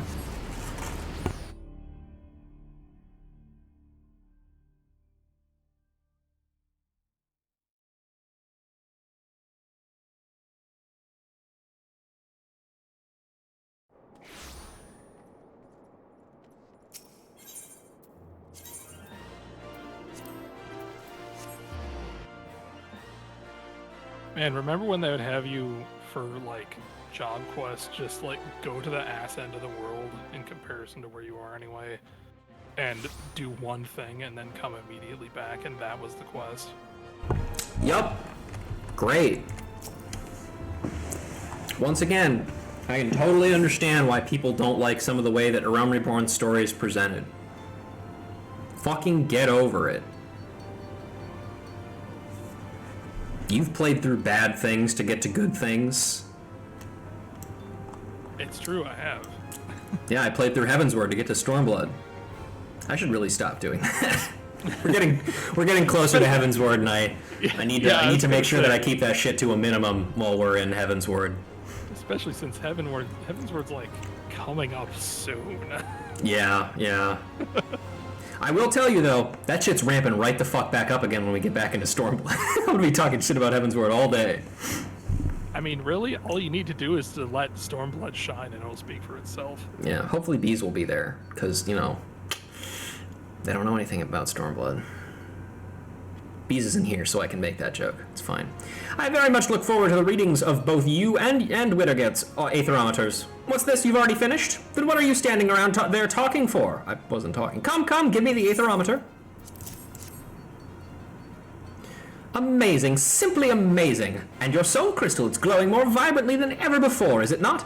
I will begin my analysis of the data with all haste. You've become quite the model pupil, Ruja. Would that I could say the same of the monk Simpleton. I can see the feeble gears turning in your mind. Come, there is no need to feel shame at your ignorance. If you wish to know what has transpired, you need only ask. I promise to use small words. I don't believe you. Funny how he just outwardly mentions the soul crystal like that, huh? Yep.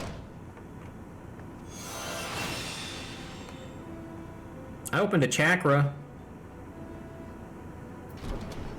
My friend just reached the post-game of Heaven's Ward, and as soon as I mentioned there was more Hildebrand, he got excited as a puppy in front of a bag of treats. Hell yeah! That's what I like to fucking hear, baby. Actually, that's another thing I want to talk about. Another unfortunate sad thing is, like, people want to get through the game to, like, get to Endwalker because they hear it's good. But, like, the reason why Endwalker is good is because it's the payoff expansion. It's the expansion that is payoff for you doing all the things. It's payoff for, like, literally a fucking decade of setup.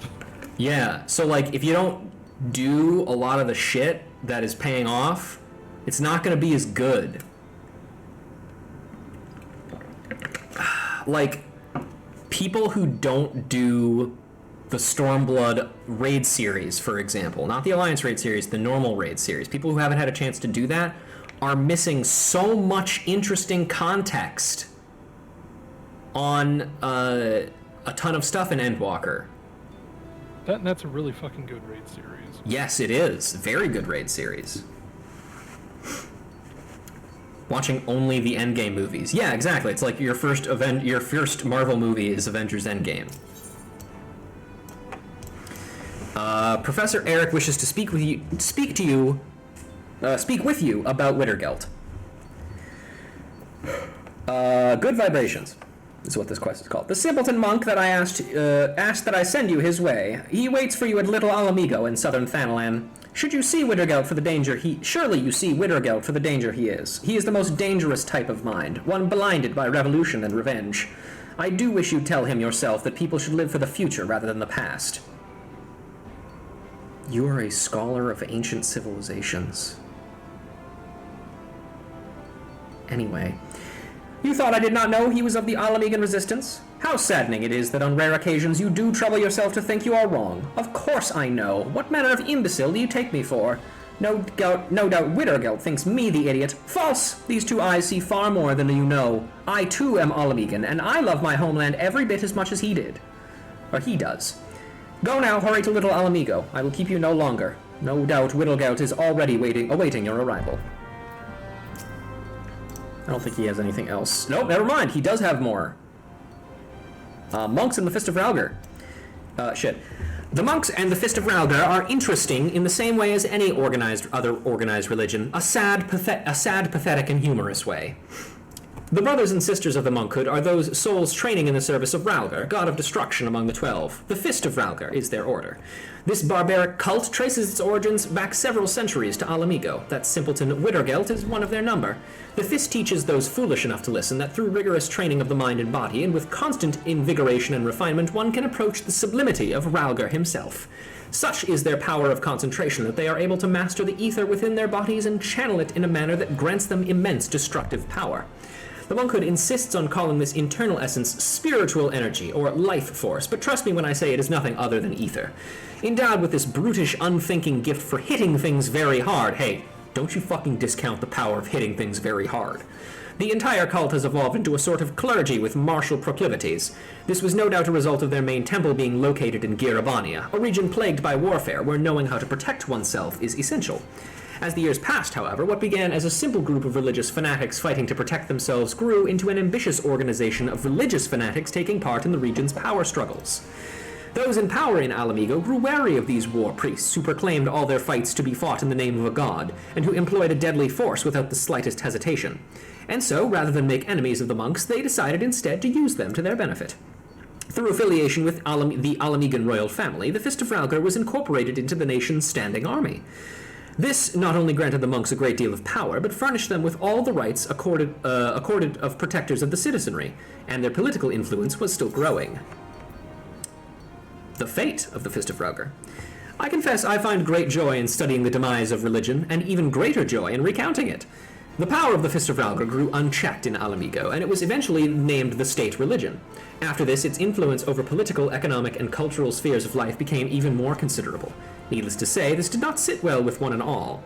Among them was the last and most ugsome of Alamigan royalty, the King of Ruin, Theodoric. The rise of the Fist meant a potential rival for power, and he would not suffer the monkhood to encroach on his prerogatives. To counter their claims of religious righteousness, he simply conjured his own out of thin ether, proclaiming himself that the throne was his by divine right, given to him by word of Naimia himself, master of Ralgar. He then banned the worship and likeness of Ralgar and all other gods, and demanded that the prayers and praises of Alamigo be given to Naimia and her alone. In doing so, he thought to establish his own absolute, uncontested rule. Naturally, the Fist and other worshippers of Ralgar throughout the nation rose in protest, precisely as Theodoric knew... Can I say it Theodoric or is it Theodoric? I actually don't know. I feel like it's Theodoric, right? I think it's actually Theodoric. Yeah, you know what? Because there's no second D. Yeah, Theodoric. Had known they would. He used the uprisings as a pretext to imprison several high-ranking monks, whom he then tortured until they confessed their order's plans to topple his rule. In 1552 of the 6th Astral Era, Theodoric led a vast army to the site of the monkhood's main temple and surrounded it. Monks, novices, devotees, including the elders, refugees seeking shelter after the fires of war had turned their homes to ash, servants and peasants hired to do no more than till the fields, none were left alive. The monks fought heroically, but were hopelessly outnumbered. With the massacre of that day, nearly all of the monkhood perished. The elders, the keepers of the tradition and its knowledge, resided within the temple grounds. It was thought that all versed in the way of chakra were lost. But then what of this Widdergout simpleton? Just who is he? Perhaps the end of the Fist was not the end of the monks after all. That sounds like something we'll talk about in Stormblood. But no earlier. I mean, we might learn a thing or two about some other monks in Stormblood, but who knows? Nah, it doesn't seem right. By the way, now that we've finished the quest in introducing them, Crystal Brave NPCs can be seen guarding in various locations all over Eorzea. Man, that shade of blue really stands out against, like, everything here. It does. I'm almost positive that was a very deliberate choice to make the inclusion of these NPCs more well noticed. Absolutely, because you might remember that there's not really much blue in any of the major cities. Kind of in a little bit of contrast to Final Fantasy XI, where one of the major city-states, like the color of their flag and all their livery was a blue shade. But the sort of analog to them is Ul'dah, which has like a black flag. Mm-hmm. The only place you see that kind of blue is in Ishgard. Yeah, and in pretty, like, small amounts too. Yeah, it's not. They just like gray. They don't go overboard with it. Yeah, because they're Catholic. Catholics love the color gray.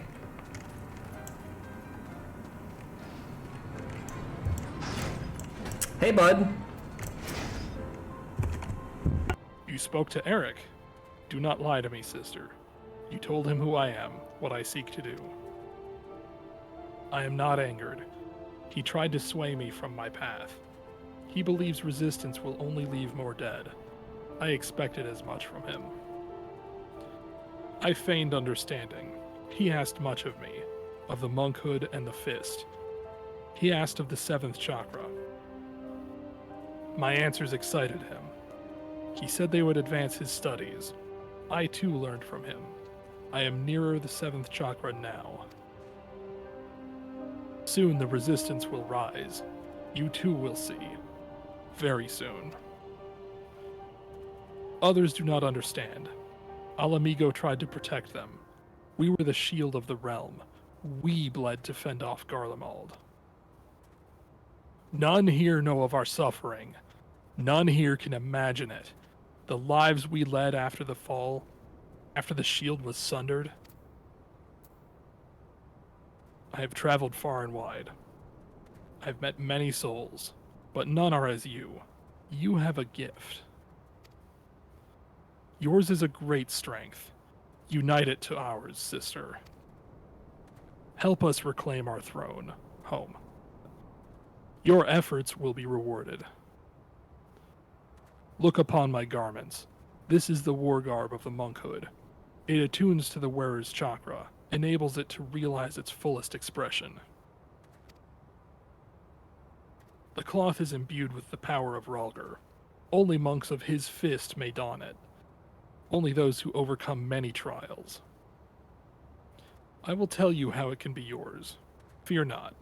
I require you speak no vows. All you have to do is go to 3 to 4 very specific different locations across the world for no fucking reason, and then you kill things until you get it.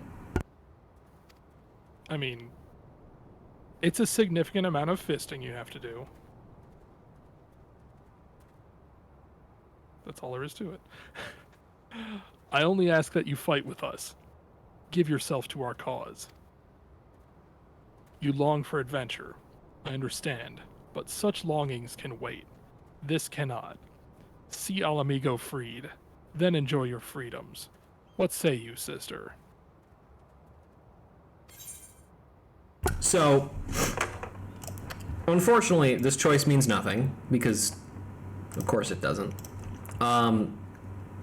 But, just for fun, I don't think Ruja would say yes to this. And my reasoning for that is twofold. A, she's a fucking coward. So she doesn't want to join.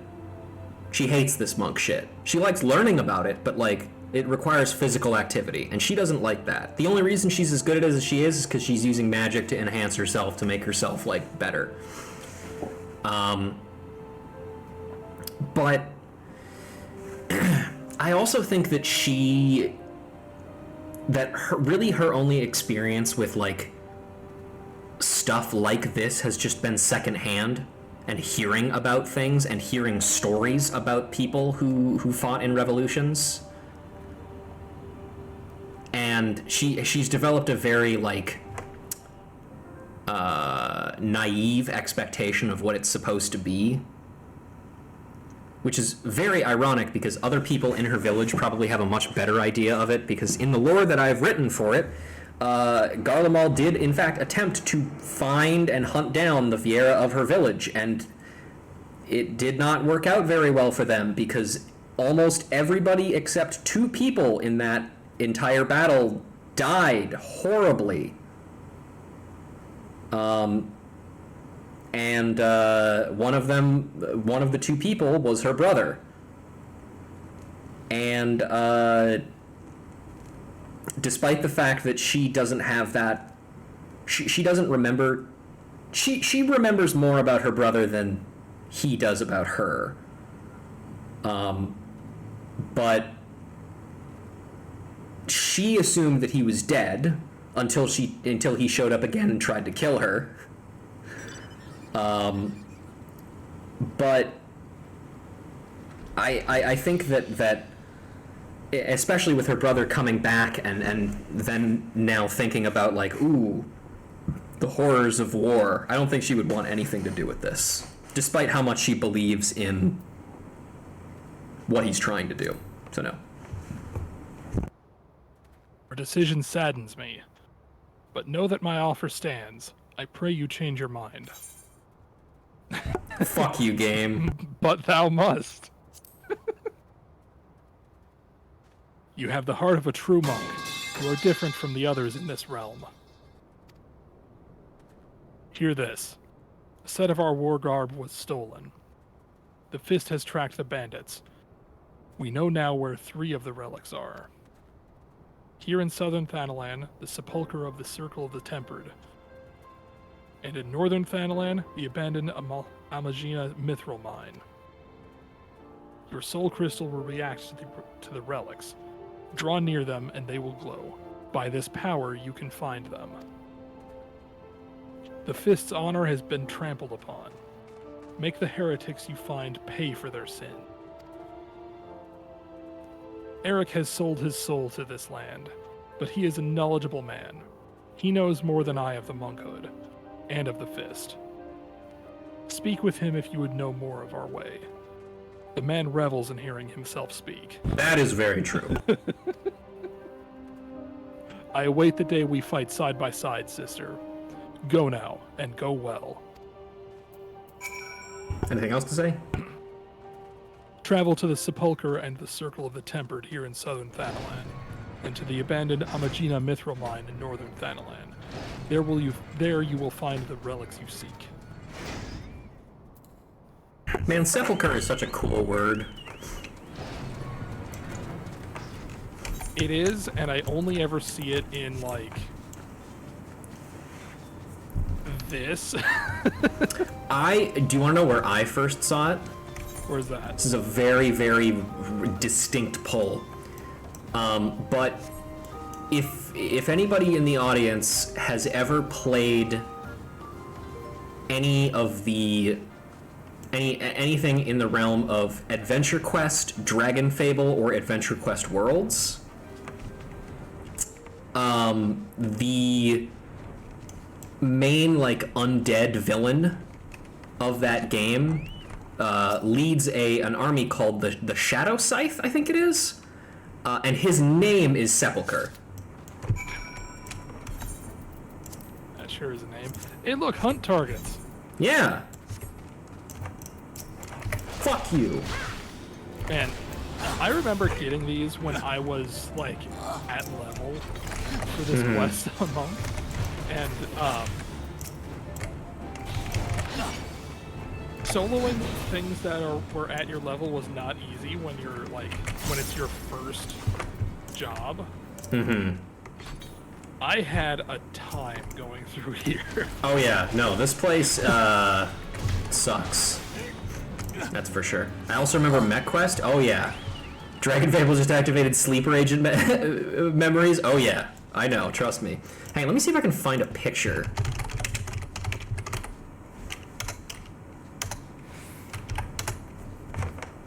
Yeah, there he is. Good lord, look at this fucking guy. Here. Oh, for fuck's sake, it's a goddamn WebP file. God damn it. Hang on. I'll just do this. A pox on whoever invented WebP. Exactly. Or I guess, no, people invent shit all the time. A pox on whomever decided to actually implement WebP as a thing. There he is. That's what Sepulcher looks like on stream right now. Look at that fucking character. That is, those are spiky shoulders. Oh yeah, that's like WoW levels of spiky shoulders. Yeah. And as I recall, he in Adventure Quest Worlds, he doesn't stick around very long because his daughter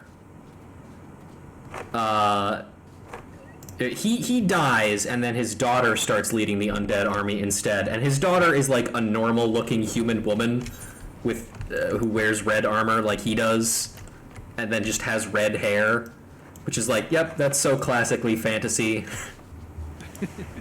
You know, just like, yeah, the dude is like this horrible spiky monstrosity, and then the girl is just like a girl. You know, it's fine. Yeah. Her name is Gravelin, though, which is a pretty good, like as far as a follow-up to the name Sepulcher, like, Yeah, It's a pretty good one. Sepulchre is a weird name, but Gravelin, that's like obviously a play on Grave plus like Evelyn. Mm-hmm. So like that, I respect that. But yeah, there's your Dragon Fable / Adventure Quest history lesson for the day, everybody. You know those games are still fucking active. Can you believe that? And they're still being updated even. That's Weren't they insane Flash to me. games? Yeah, they were Flash games. They must have moved to HTML5 or something, right? I believe so. Yeah, and I think there's actually like a. I don't know. But all those games are still available to play. They're still being updated, which is incredible. I was actually playing Dragon Fable, not recently, but like a decent time ago, and like, yeah, man, that game is, I would say, not kind to new players in the fact that like it's one of those games that's just like, because it's constantly updating, it means there's like no time to catch up, which is unfortunate. But like, man, when I was playing that game back in the day, I fucking loved it. I remember trying Adventure Quest. I think it was Adventure Quest anyway, just like a really long time ago.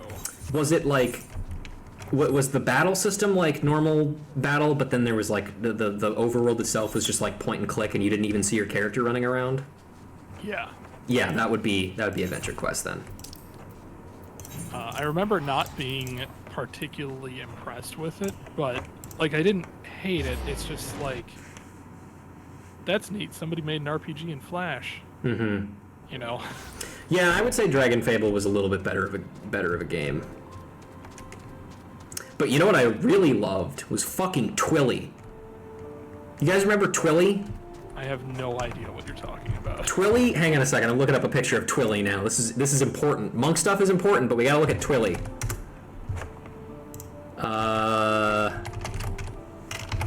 Where is he?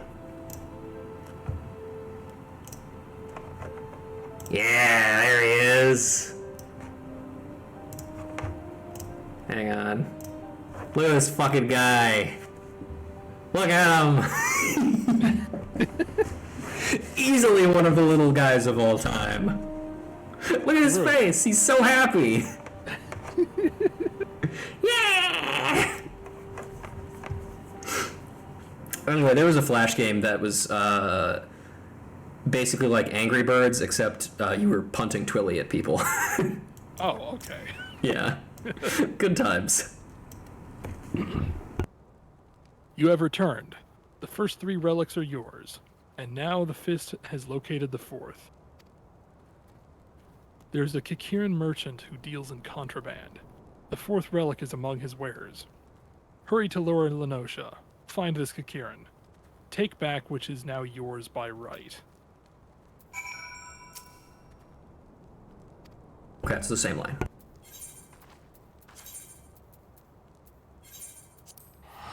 Something always irks me when people refer to things as being the possession of someone by right. Because it's usually, like, on one hand, if it was stolen goods, I get it. It's fine. But, like, inheriting something through a process and then going and taking that from someone who has it, even if they didn't, like, legitimately get it on their own or they scavenged it somewhere, like, it sort of implies a, like a self-righteousness. Yeah. When it's written like that a lot. Stinky Vera, come to stop Kikaroon's business. Come to take shinies. Kill her. Kill the Stinky. Oh, Hey. that escalated quickly. I bathe, I'll have you know. I bathed today, even. I went to Bloodshore. I went to Bloodshore. There was water nearby. That counts. Yep. Give me my shit, asshole. Oh, wait, never mind. Hi, Mammal Jaw. I wish you guys got talked about more. Hey, buddy. Don't kill Kiki Rune. Please don't kill. Take back Monk Circle. Take and spare. I like how I knew exactly what you were after. Yeah. Feather. Feather. Okay, well, back we go. Teleporting once again.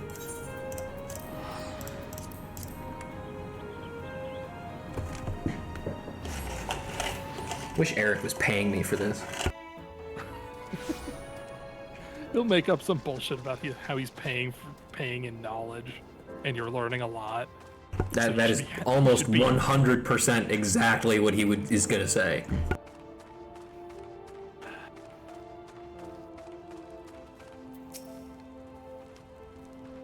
The fourth relic is now yours.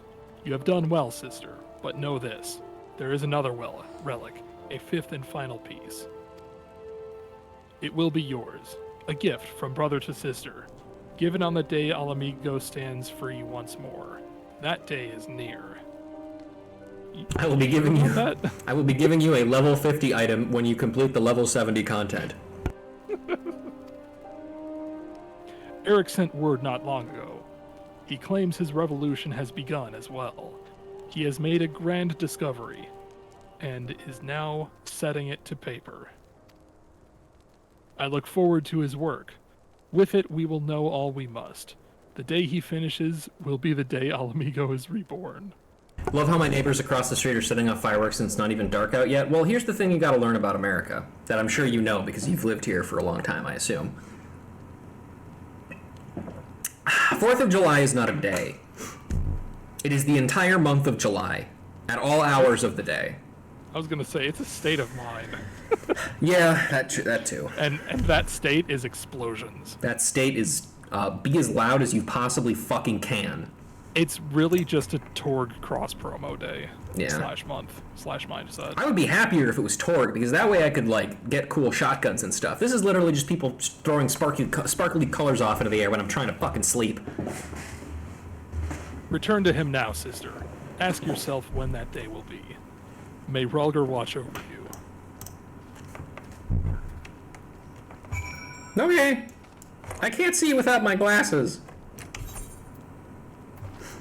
Hang on. I have a solution for this. There we go. You know, Now I can see. I still really hate it that, like, all of the head slot items are in the same slot together. Yeah. I really think they should do, like, an accessory type system, like a cosmetic accessory for heads at least, so you can wear hats. Well, sorry, that's a microaggression, and I apologize. Thank you. Thank you. So you can wear various headgear alongside things like glasses or masks or whatever. I believe there was actually a fashion accessory added via PvP recently that gave you the ability to wear, like, glasses or sunglasses. But it also meant that you could wear sunglasses and also have glam sunglasses on at the same time, so you could have two pairs. Which is really funny. That just makes me think of the Heavensward Scholar relic, where it has like the top hat that has attached to it an array of monocles. Mm-hmm. I secretly love that hat so much. Yeah, it's good. By the way, Otaku, are you in possession of that apron that just has like a cartoon dad on it grilling something that just says, "I just want to grill for God's sakes"? Because if not, I think you should get one. And if you don't want to, I'll get it for you. That, and also a apron that says, "Please do nothing to the chef." I feel like those would both be really good for you. I'm afraid I haven't time for you now, Ruja. I am penning my thesis based on the ethereal data you and the simpleton collected. There have been significant developments since last we spoke, or rather since last I spoke and you stood before me with that ever vapid expression. It's true. I have a red apron covered in smudges that I love dearly. Okay, you know what? That's a good enough reason for me to not get you those aprons. But you never know. If you ever do need one, Those would be very funny gifts. Soon I will complete my work and present it at a conference of my peers. Surely you can pass the time until that punching and kicking and pursuing other monkly interests, yes? Go and do that then. Gladly. Okay, I did it. Give me the last one. 5 EVP FIV. Professor Eric looks overjoyed. Great. Hot grills in your area. Really? Where? Did I ever tell you guys the story of how I got second and first degree burns all over both my arms? I don't think I heard that one. I ran into a grill. That's the story. A hot grill in your area. Yeah. The one time that turned out to actually be true. Yep. That's what happens. I got burned, that's for sure. Mwahaha! My theory was correct! Correct, I tell you! This will be the greatest academic breakthrough of my lifetime, perhaps of all lifetimes. I shall spare you the details of my experiment, as you are not like to comprehend their significance anyway, and proceed directly to the all-important conclusion. The announcement of my theory before a council of peers was met with thunderous applause. And to think I owe it all to a vacant-eyed adventurer and a simpleton monk, both you and the Pugilists Guild that sent you are due a debt of gratitude. Great, so you're gonna pay them? Because that's what they sent me to tell you, by the way. Like, that was kind of the whole point of this, is that they want you to pay them. Speaking of the monk, where in Eorzea has that semi-illiterate oaf wandered off to? I took note of his attendance among the spectators at the conference, but he has yet to present himself and offer his congratulations. Semi-illiterate, that's an upgrade. Ah! What have I done? Ruja, I fear the words I offered may have driven Widowgar to attempt the insane. I analyzed the ethereal waves of both your bodies, without your permission, second by second. I was able to isolate and identify those of the final ethereal regulation mechanism, the so-called 7th chakra. From that, I was able to find a land which was most likely to resonate with those waves. Silvertear Falls. I went to the site myself to investigate, and it was there I made my great discovery. The discovery of the century. There's a fucking dragon corpse on a ship over there. Isn't that crazy? It occurs to me that you shall never accomplish such a feat of the mind, Rusha, and I find myself pitying you. But I digress. Do you not see what I have done, Rusha? I told him precisely where he must go to unlock the 7th chakra. He has given his life to the fight to reclaim Alamigo from the Empire. More than anything, he desires the power needed to achieve that end, the power to combine the might of all to combat the might of all Garlemald. Any fool can see that. Almost any fool can see that he imagines the 7th chakra to be that power. Yet battling the Empire on such terms will only result in another tragedy like that which befell Alamigo. I pray you do not mean to follow him in this fool's crusade. He has gone to Silvertear Falls in Mordona. I am most certain of it. You must go, Ruja. You must stop him. My words will not sway him, just as they could not sway my son. Perhaps yours will. Huh? What was that last part, man? Your son? Anyway, Silvertear Falls. My dear poor Ruja, what you do not know about Silvertear Falls could fill a book, and has, multiple times over, I'm sure. Since ancient times, the falls in the region of Mordona, of which they are located, have been believed to be the seat of great spiritual energy, as less advanced peoples were wont to call it. So old are these beliefs that the tomb of Zandi himself, the first emperor of Alag, was built deep beneath the surface of Mordona, in the hopes that the mystical power which resided under the lake would raise him from the dead. Oh, there are any number of legends and myths surrounding the place. I think the oldest and most widely known would have to be that of the Dragon of the Falls. I do not claim to be a folklorist, but I can certainly provide the general tale. There was the birth of Alphic, god of time amongst the 12, and in turn his younger sister, Naimea, goddess of fate.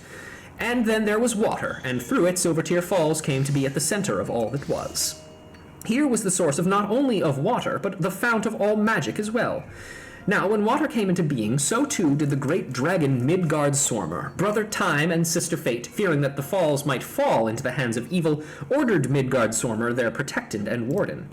Much later, with the arrival of man, would Midgard Swarmer be worshipped as the guardian deity of Silvertear Falls. The dragon was 25 years ago, Eric. He died 25 years ago.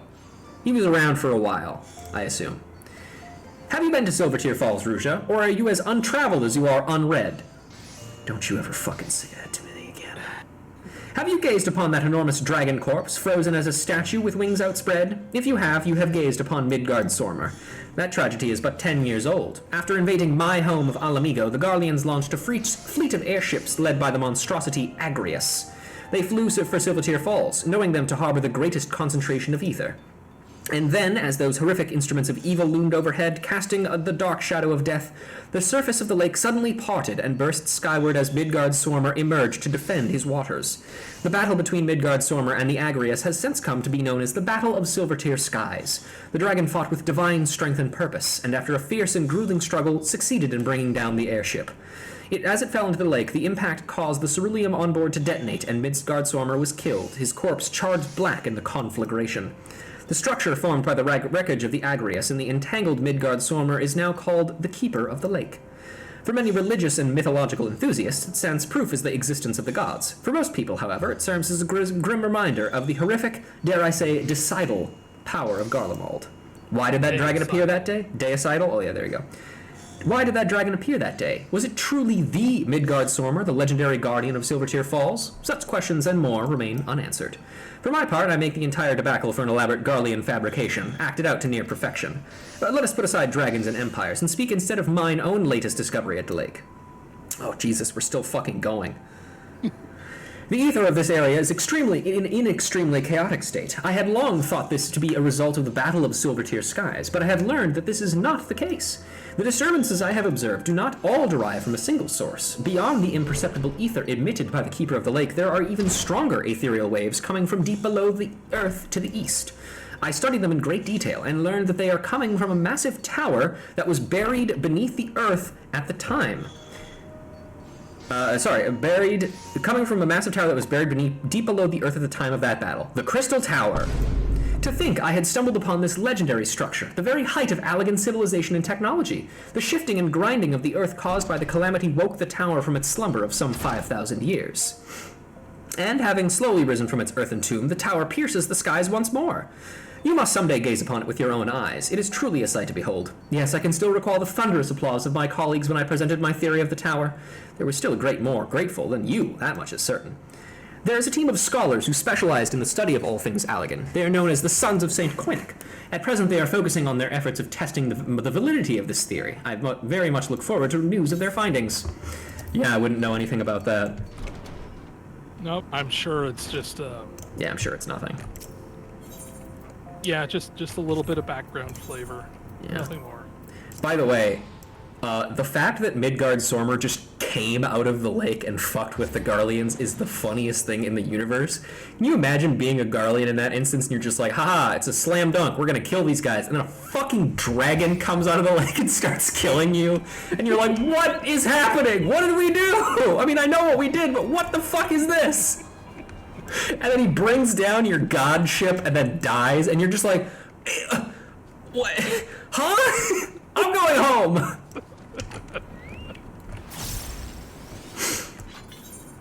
Oh boy, here we go. Here we go.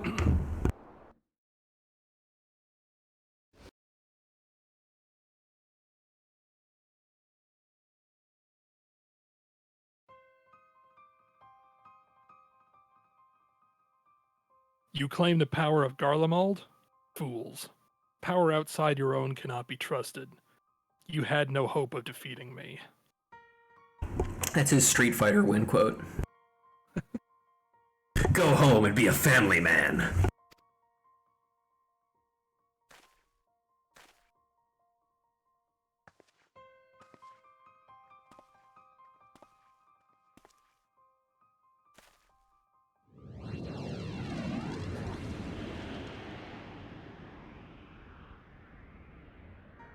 The seventh chakra swells within me. Soon it will open. When it does, the Empire will burn. The power of Magitech, the power of Garlemald. They are nothing. Alamigo fell to these?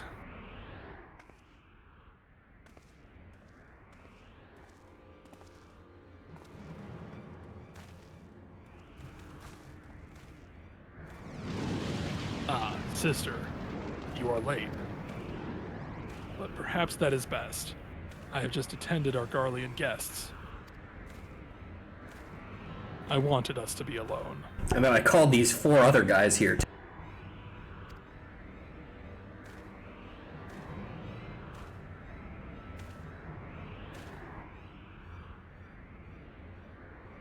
Eric was right. This is the place. You have come. Our chakra beat as drums. Do you not feel it, sister? Living in constant fear of death, struggling to stay warm enough to sleep, eating crumbs to fight hunger. Garlemald took everything from Alamigo.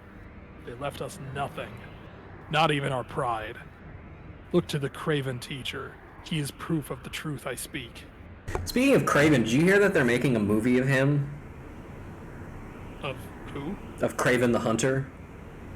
I don't know what that is. The geniuses behind the Morbius movie are taking another Spider-Man villain and making it into a solo film. Oh, boy. I'm sure that will go very well.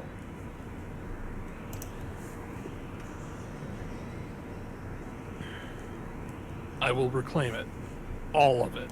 But I need great power to do so. That power rests in the 7th chakra. I made you a promise. I have not forgotten. The 5th and final piece. It is yours to claim, but only if you defeat me.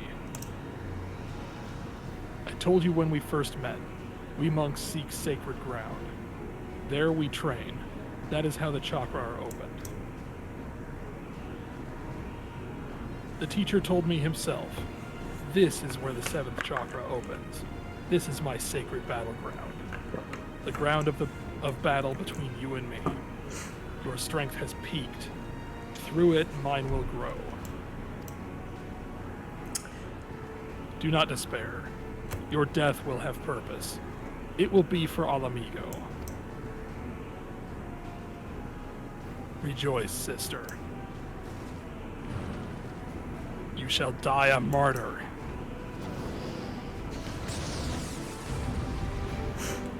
Cool. Then you just have to fight Super Saiyan Winterguild. Yep.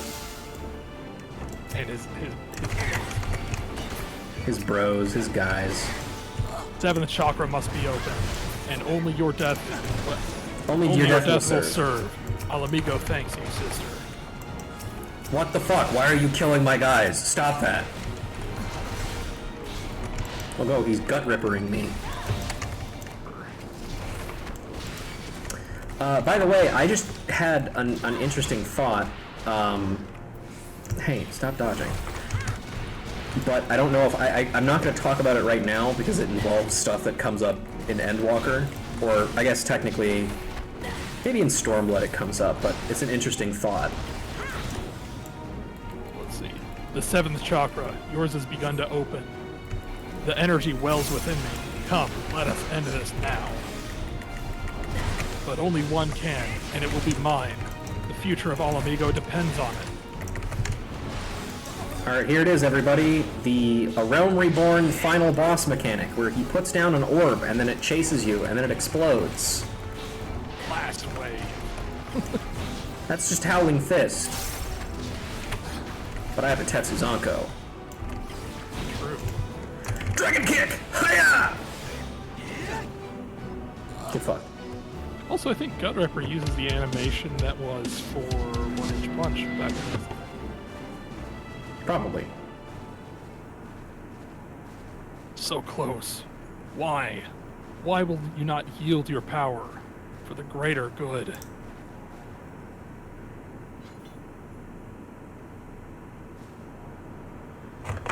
Stay back. This power is mine. The others of Eorzea ignore our suffering.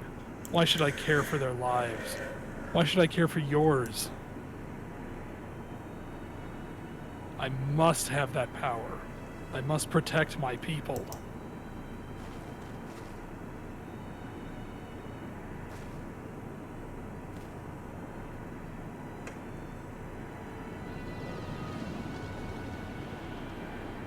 Ruja, that power.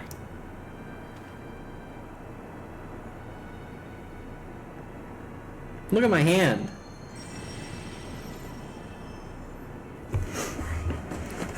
Now I've got your power.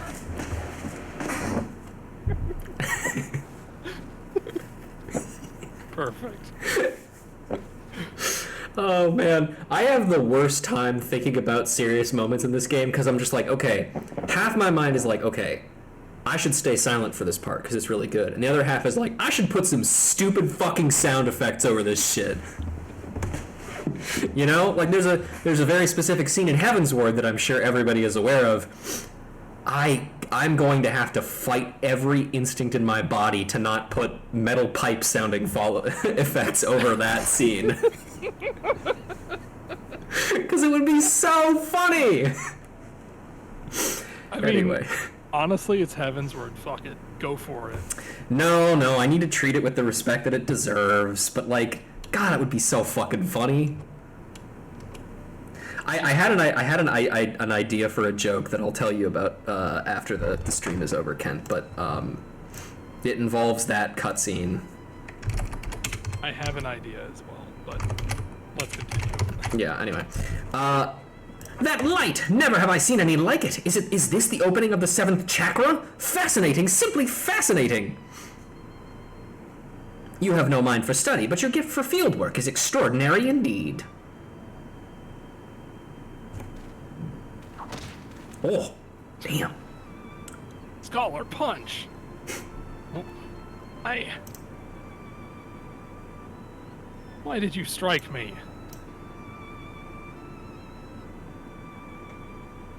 Silence, you bloody fool! You oaf! You idiot! You baka! I would strike you 1,000 times more if it did not pain my hand so. There we go, that's what I was looking for. Next time I shall bring a stick! Bugger opening your infernal chakra, open your bloody ears for once. Sid Garland of the Ironworks that bears his name once wrote that these Silvertear Falls lie at the center of our world. Sid Garland, noted historian and geographer? I don't know. Our world is round. Confirmed! And we live on its surface. Even you should see, then, that he did not speak of the center in the physical sense. I am no astrologian, nor a biologist, but I have studied enough of the various sciences to say this. The vital energy of Heidelin, that which is called ether, is one and the same as the life force in which you monks believe. As the center of our world, these Silvertear Falls are connected to what you call chakra in an inexplicably profound way. We all share in the same existence. We are neither separate nor distinct from the world. Our energy and its energy are one. At times, that energy may wreak havoc and destruction, but it plays a far grander and more significant role. To bring forth life, as part of this world, you must endeavor to do the same. You sought only to gain power by force. In that, you are no different than the very Garleans you seek to destroy. Is this what you truly wish to be?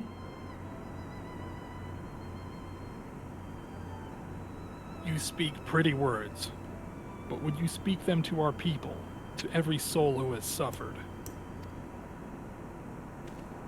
To children with empty bellies, to wives made widows?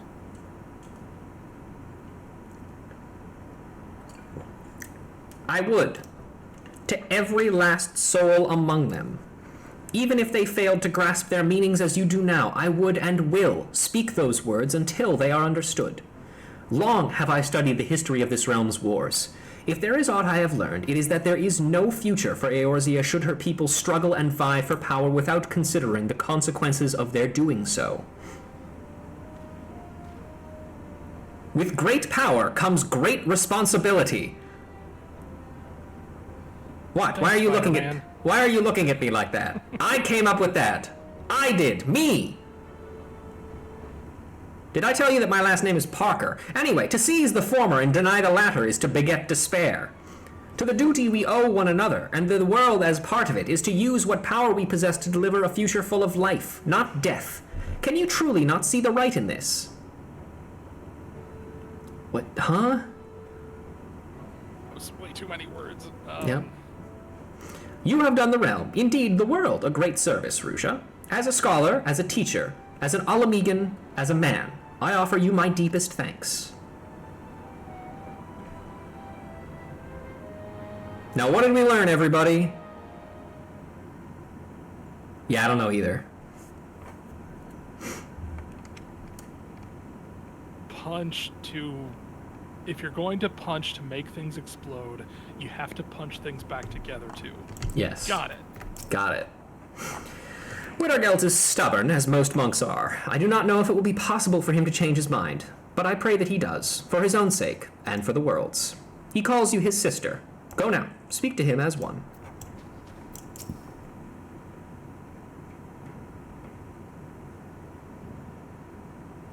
Not long ago, I spoke with a man, an Alamegan.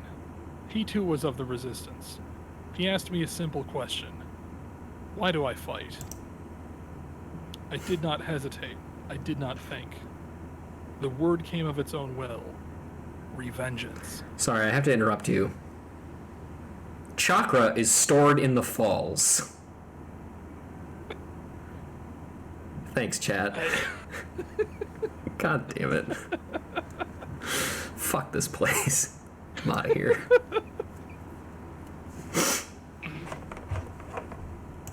He said revenge is in all our hearts. That it is the most common of reasons, the easiest, and the most dangerous. I did not think on it then. Perhaps now I should.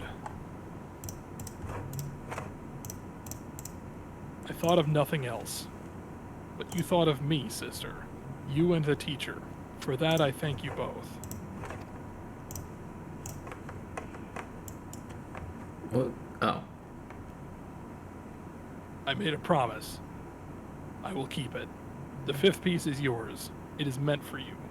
For one whose 7th chakra is open. Thanks. I'm gonna wash this first, though. Alamigo fought to protect itself, to protect all Eorzea from the Empire. And yet we are despised, ignored. Worse, we are forgotten. Even so, the teacher preached peace. For a long time I did not understand. I hated him for it. Alamegans are a proud people. This pride is strong in me, and in the teacher, as it was in his son. He fought in the Resistance, yet it cost him his life. He too cursed his father for being a coward. I wish I could speak to him. I wish to tell him this is not so. Farewell, sister. May Rhalgr watch over you. I'm also leaving, I guess. Kind of weird that he just dropped my backstory like that, and I didn't say a fucking thing, but whatever. Bye! And that's it. That's Monk. I opened a chakra. I learned how to balance really good.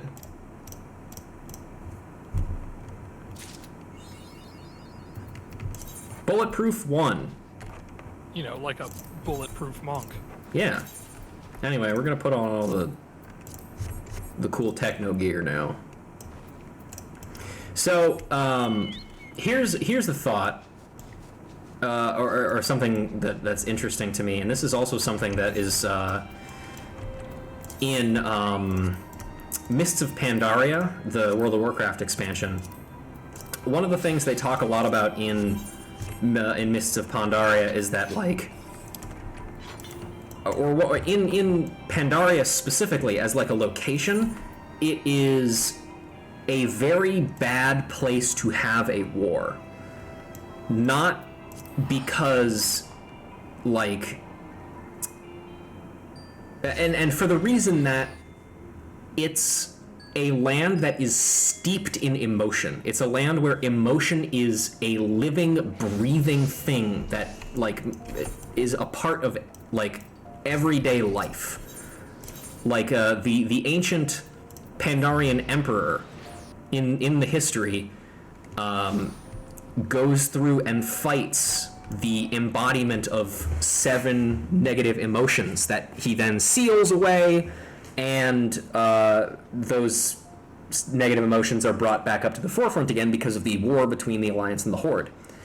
And it's a similar kind of thing here, where like, it becomes a much scarier proposition to go to war in a place where having really strong emotions can have such a profound negative impact on the world.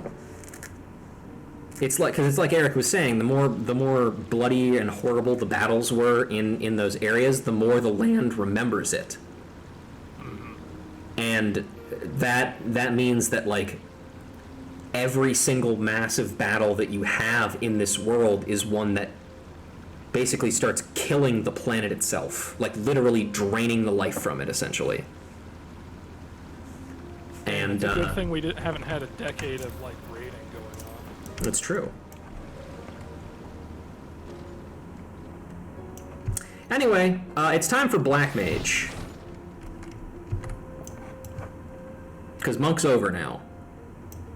I don't know if we'll be able to do this in 2 hours like or I don't know if this is we'll be able to finish Minor by the end of this, but oh well, if we just do Black Mage and Monk, then I'll consider it good, because we had a lot of good discussions here today, and I think that's more important than fucking Minor. Taking the Black. Yayake has need of a talented thaumaturge, but you will do in a pinch. Ruja, I've been waiting for you. In a way, please let me explain. Do you know of the Marasaja pit? It is a prison here in Ul'dah. In prison, a man will do most anything to keep his mind occupied. Of late, one inmate claims to hear the voice of Naldfall. No doubt he has lost his mind after serving 100 years of a life sentence. But he knows of you by name, Ruja, and maintains the traitors demand you win the gem of Shatoto and exchange it for his release. A farce, no doubt. I make it for it nothing more than the maniacal ravings of a cell-crazed, sweaty-toothed madman, but I fear the only way to be sure is to free him of the pit. The prisoner's name is Kukuruka Tataruka, and if his story were not proof enough of his lunacy, he also styles himself a black mage. But such magic was lost to Eorzea centuries ago. Who does this senile charlatan think he will fool with such rubbish? Nevertheless, he has invoked the name of Naldfall, and so the Order feels it unwise to ignore his words. Though I am still no believer, you have come as he said you would. So let us get to the bottom of this, shall we? It may be that you are an agent of fate, or perhaps you are merely a crooked old man's accomplice. In either case, I ask that you travel to Highbridge in eastern Fanlan. Seek out the Planar Fissure, a rift between this world and the next. Fell whatever beasts might lurk there, and water this earth with their blood. According to our Gaelden mummer, doing so will give rise to the Gem of Shatoto. The gem is no more than a pretty stone oft mentioned in bedtime stories and the tales of fairies. We shall see if it truly exists. I shall await your findings here. Return to me when the deed is done. We've never seen a fairy before. Nope, can't think of a time when I have.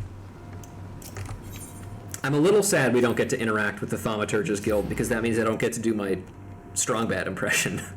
But that's probably for the best.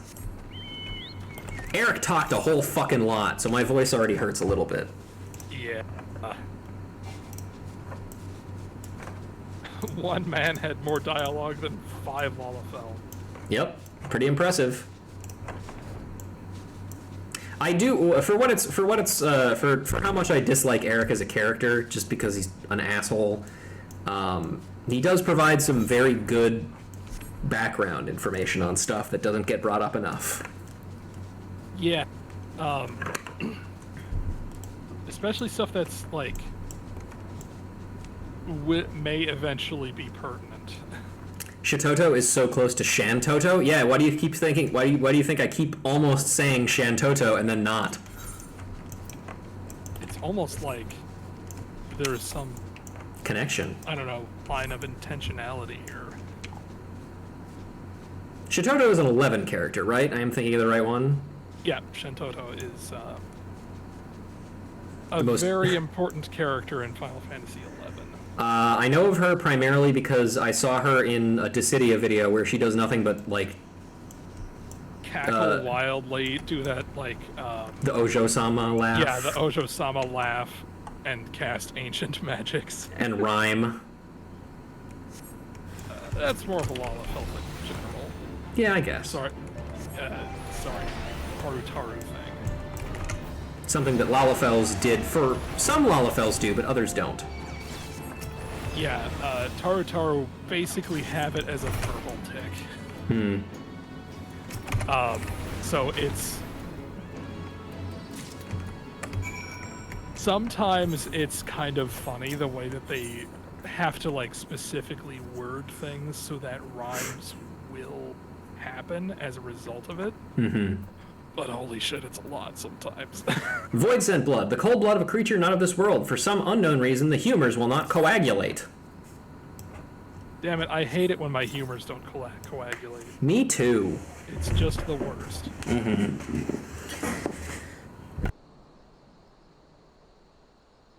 I guess that's your turn. Thaumaturge, hear me.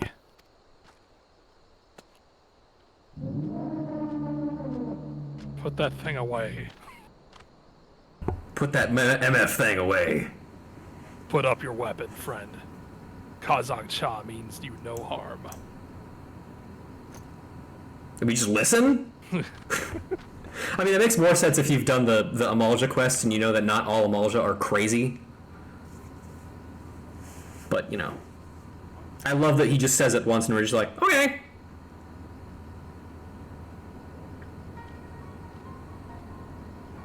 Also, there's like a camp of people right over there. Like, literally right there, dude. You gotta be fucking careful. So you are the one of whom Kukuruka's prophecy speaks. By your hand was the blood of these creatures spilt upon this earthen vein, was it not? Yep. I killed them.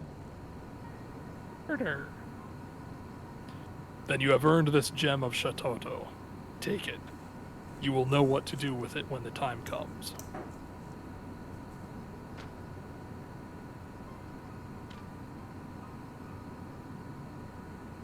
With this, my part is done. Farewell for now.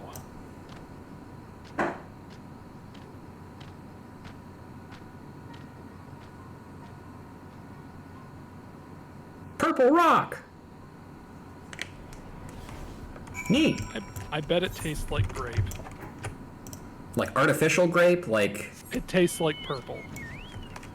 That, well, I mean, does it taste like grape cough syrup or like grape candy? Yes. Those are different tastes. One of them is good, the other one is awful. Well, one of them is mixed with medicine. That is also true. It tastes like a purple Jolly Rancher. That's fine. My birthstone is an opal, I think. Mine is diamond. Well, what the fuck? And what am I supposed to do about that? That's awesome. It's way cooler than mine. Something, diamond is forever. Did I make a JoJo reference? Only if you said diamond is unbreakable. Shit. Or is not crash.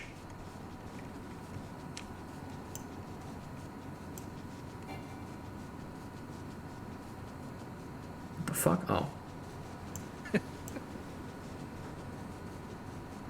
There's a lot of cool rocks out there. Out there in the world. You know, my mom's is Garnet. That's a great Final Fantasy IX reference. It's true. Or whatever you ended up naming her. Like Dagger. Yep. Very creative, princess. Very creative.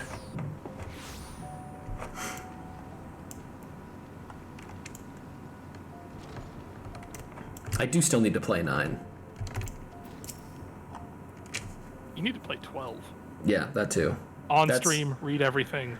It's on my list, it's on my list, but I have so much shit I'm doing already, man. Do it right fucking now. Maybe I'll do it. Actually, finish Hi-Fi Rush, then do it. Okay, that's fair. Well, you certainly smell as though you've been off spilling blood, but it will take more than a waft of foulness to convince me you are an agent of divine will. I take it yours was an eventful journey?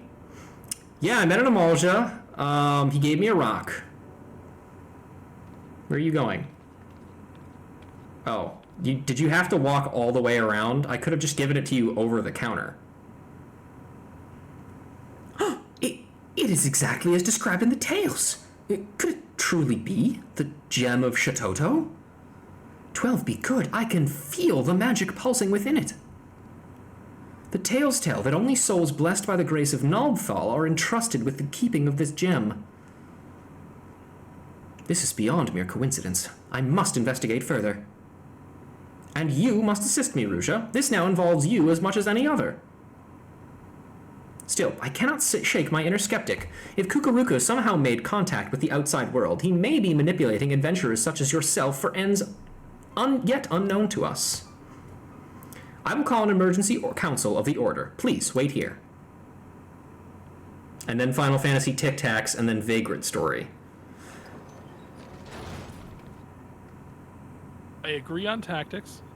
Vagrant Story, though, oh boy. One does not simply play Vagrant Story. Well, that's not a good sign. What? Huh? That will not be necessary.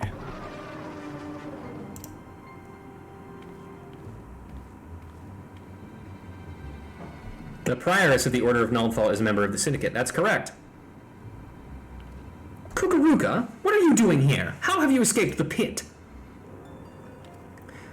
Watch your tongue, you insolent fool! Master has passed a century in meditation communing with Naldthal. You will address him with the proper respect. Why does she have a name, by the way, even though we don't know who she is? Anyway. The jailers of the Marasaja pit are very different from the heretics of your order. Suffice it to say, they had wisdom enough to listen.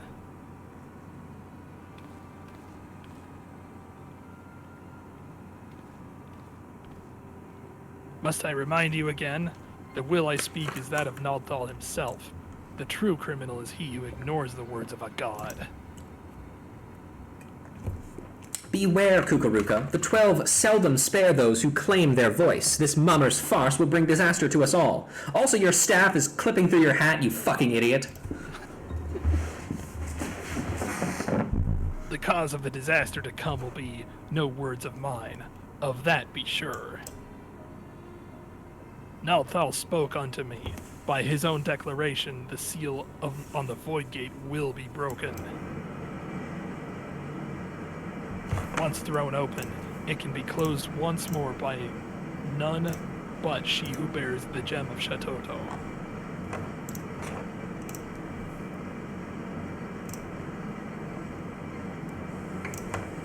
Hi. I speak of you, Ruja Lorelei.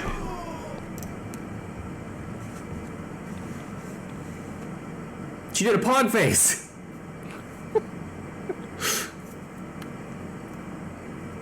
The gem you hold is the mark of a mage of the black.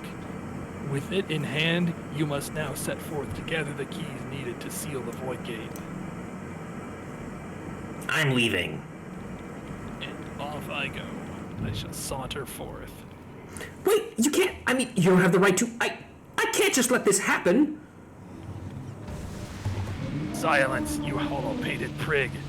Those who do not listen shall not be heard. You take for yourself the title Thaumaturge, and so I will not suffer you to claim ignorance. You know as well as any of the existence of a netherworld rife with shadow and monstrosity, the Void. As the power of the Void waxes, the barrier between it and our own world wanes. Eventually, that barrier will falter, and the Void Gate will open. Oh, shit. Don't worry about that. Once it has, only the black magic of Eld can reseal it. This is sacrilege. As one who now commands the forces of destruction, I bid you go forth, Black Mage. How are you doing that with your face, by the way? I use the power of temporary blackface.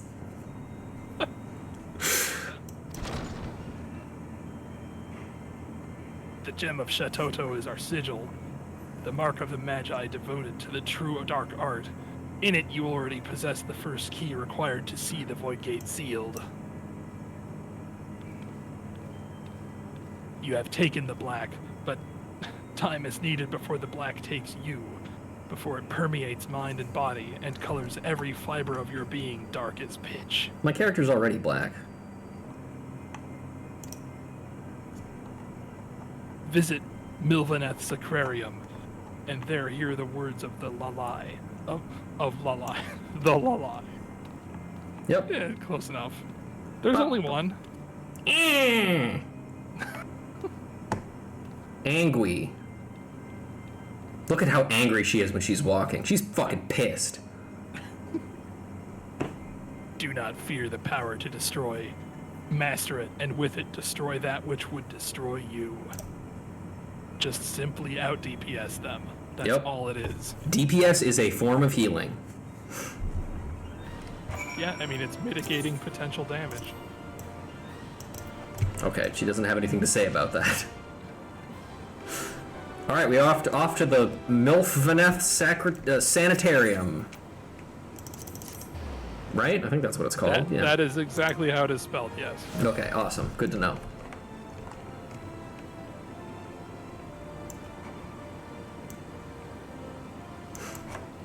There will be something interesting over here eventually. Eventually. Who the fuck are you? Milvaneth's aquarium, dedicated to the worship of Null, was extensively damaged during the calamity.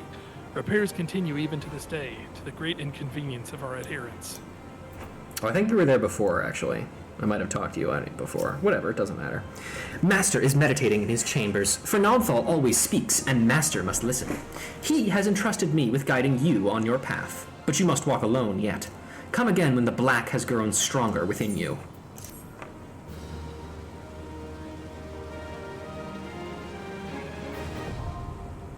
Yay! Black Mage unlocked. You know, for all they talk about, like, void, like, the void and stuff, you don't use, like, any void magic at all. You sure don't. Kind of weird.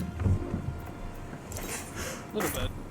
Alright, we'll put my thingy on, and we will transfer. God, what a good system. Let me look at my notes again. And goodbye, Speemail. Hello. Sadistic Siren, there we go. Excellent. And then we're gonna put all of our abilities on there. Mana Font, sure, you can go there, I guess. Blizzard 3, Freeze, Thunder 2, or Thunder 3 is there. Flare, what do I do with you? I'm putting you there, I think. Ley Lines, Shrapcast, Blizzard the 4th, Fire the 4th. Let's see. Triple Crast, Foul, Despair. I remember leveling up Black Mage and having more fun with it than I thought I would. Mm-hmm. Because you have to put so much thought into exactly how you're doing your rotations. Yeah. Black Mage is an actually difficult class, unlike Monk. You'll never go back. Lalai at Milvaneth Sanitarium has guidance for those seeking the black. I sense the black magic within you has grown stronger, Ruja. You have earned the right of my audience. I am pleased to see that you do not fear your newfound powers, but then you adventurers wherever want to embrace the new. You are now ready to set forth on your journey, to find the keys required to seal the Voidgate. Hear me well, for mine are Master's own words and those of Nodthal himself.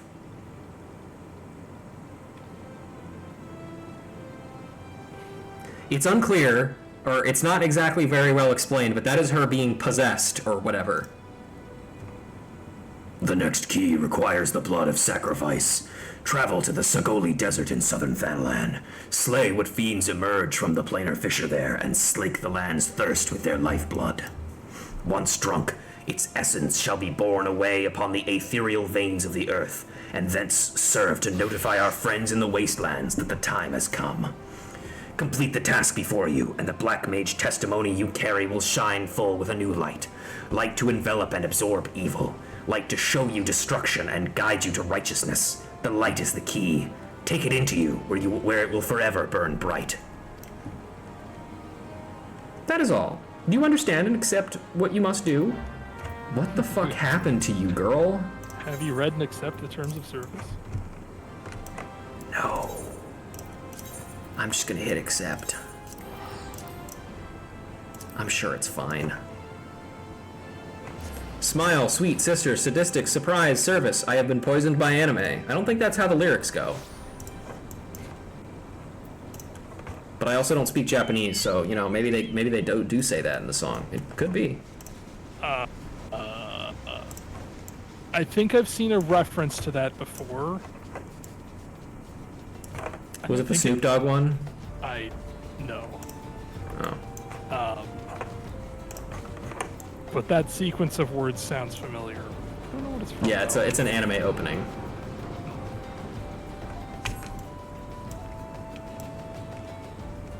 Oh, here's conspicuous buildings sticking up out of the ground. Yep.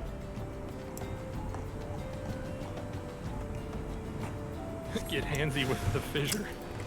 Blend S or something? Yes, that's what it's called. It's called Blend S. That sure is a name. Yep. It's a story about a girl who works in like a theme restaurant where the theme is that like I can't remember what it is. She's like an asshole, or she's supposed to be sadistic to the customers. Okay. I don't know. It's weird. Fuck that's anime, man. Yep. Cool. And we're done.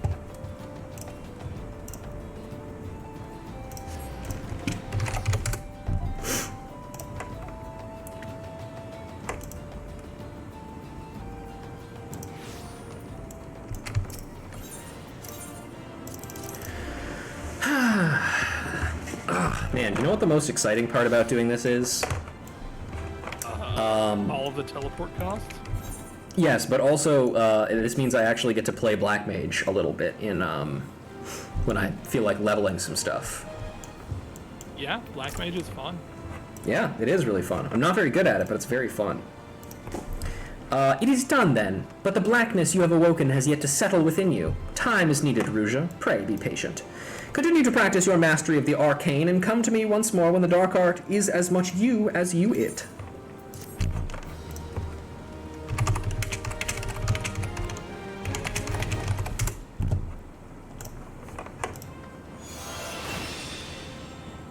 Blizzard the Third.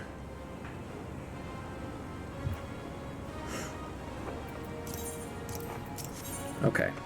International relations. Lalai has another task to strengthen your connection to the Black. Ruja, I see in your eyes the look of a woman prepared to take on the daunting responsibilities of the Black Mage. There are few who know of our existence, even among those well-versed in the ways of magic. You will not find mention of us in all but the most esoteric of texts. Yet the secret of our dark arts lie encrypted here within the forbidden library of the the Sacrarium. Master himself deciphered and read the text some 100 years past. It is said that the first of our kind were the favored of Nalthal, and it was he who entrusted them with the duty of sealing the Void Gate.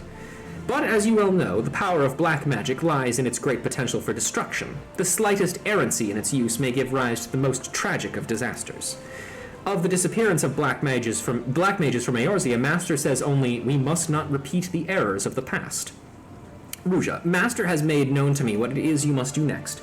Listen to his words now, with all your being.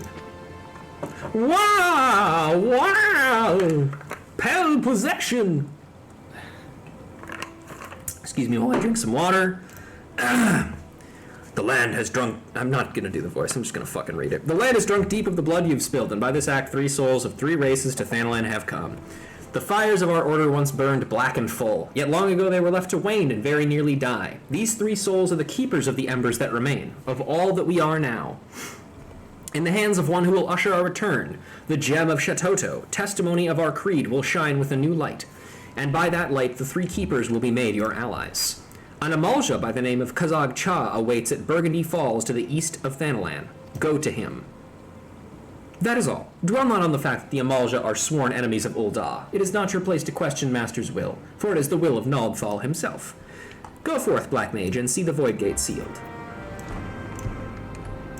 Gotta wonder what Nonomeda thinks of all this? She doesn't fucking care. She doesn't get paid enough to deal with any of that.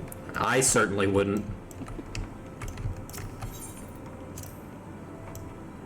There was like a cult meetup or whatever in my like if I was working at Home Depot and there's like a cult meetup, I would just fucking stay away from that shit, man.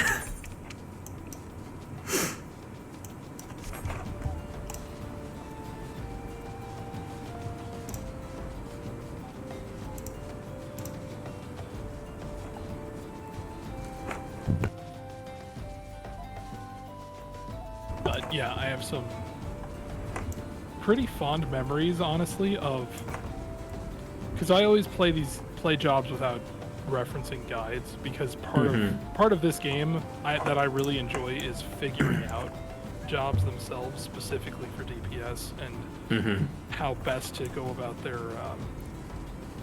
putting their abilities together. Because like, as a designer, it's something that's profoundly interesting to me because Oh Jesus. We should check the Midnight Channel tonight. because they managed to, in a game with like 22 jobs, 20 something jobs, they managed to make almost all of them feel very different, which is really cool. But also you really get to experience like what their design intent was behind each of these jobs and their play styles. Yeah. I've told this story before, but I remember when I was really first starting to get into Monk, I figured out how to use the rotation as I was going to bed, and I was so excited that I couldn't sleep that night. It was great. It felt great. And then they removed Greased Lightning, which completely invalidated everything that I had studied for. Oh, God! Welcome, Vieira, chosen of Kukuruka and bearer of the Gem of Shatoto. I'm surprised you know what a Vieira is. By the gem's power do our paths cross once more. At last the time spoken of in the prophecy has come, and yet I know nothing of she who would guide us. Come, tell me your name.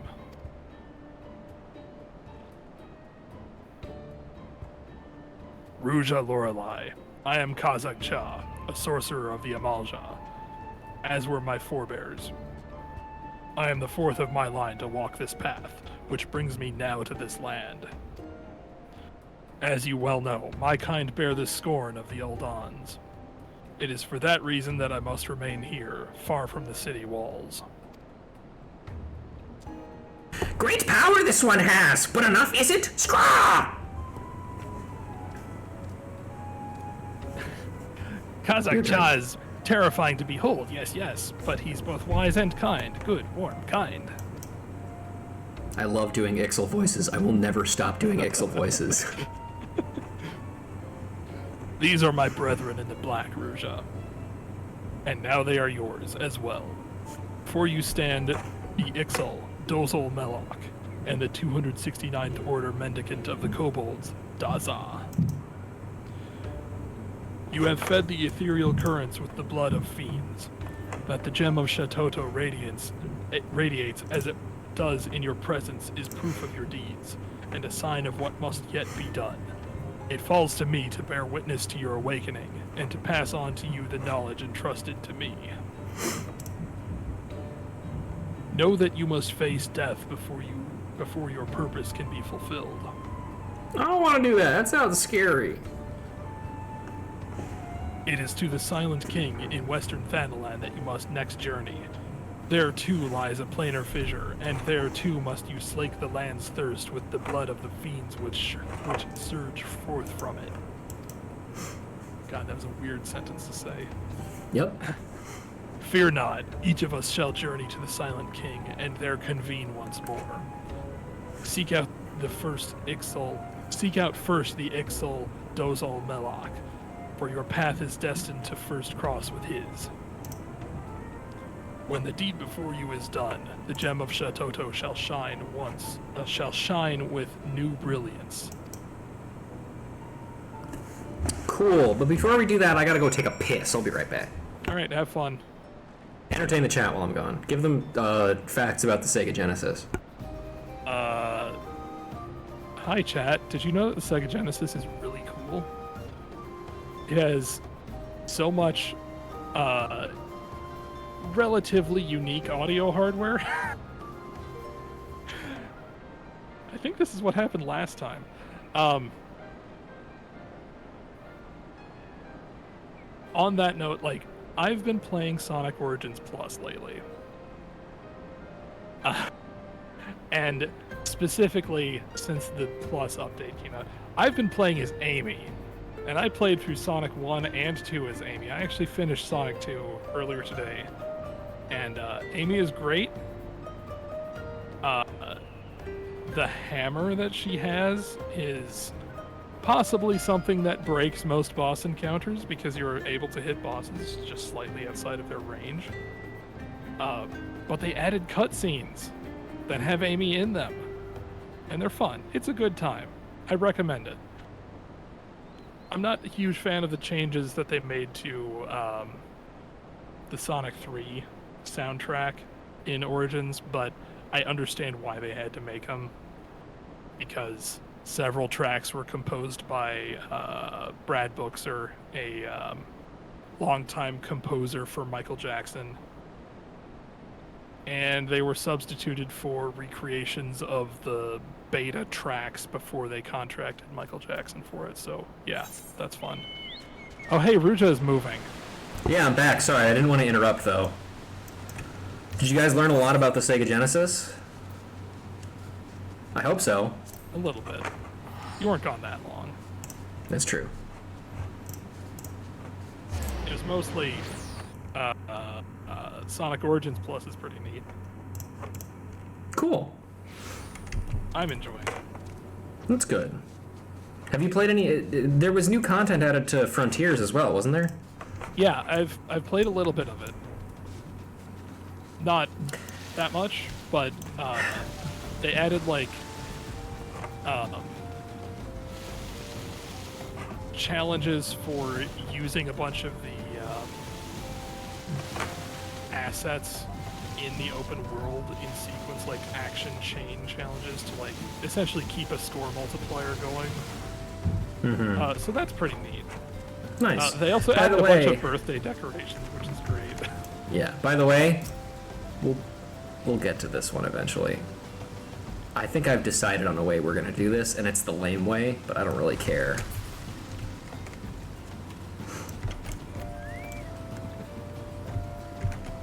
Hey guys, do you not see the? Fuck it, whatever. Hey man. To close planar fissure. Sorry, really hard thing to say with this voice. Strong black magic you need. You close, then come to Dozo Melik once more. Scraw! This is the same fucking line. I don't think I could do that voice. It's really hard on me, but God, is it fucking fun to do.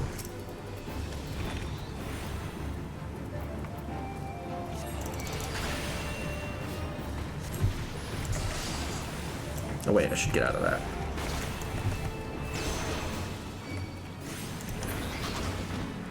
Death. Oh wait, I gotta put the thing in the thing. Yeah, you have to take the bottle of blood and return to sender. Yep, put that shit back in there. Where did I even get that bottle? Scraw! Kazan Cha spoke true. Black is strong in Ruja. You go now. Go see Daza.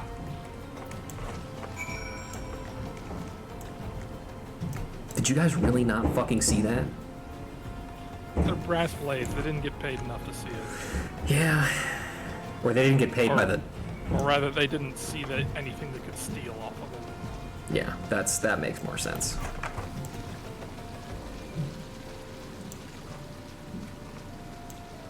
Hey, buddy.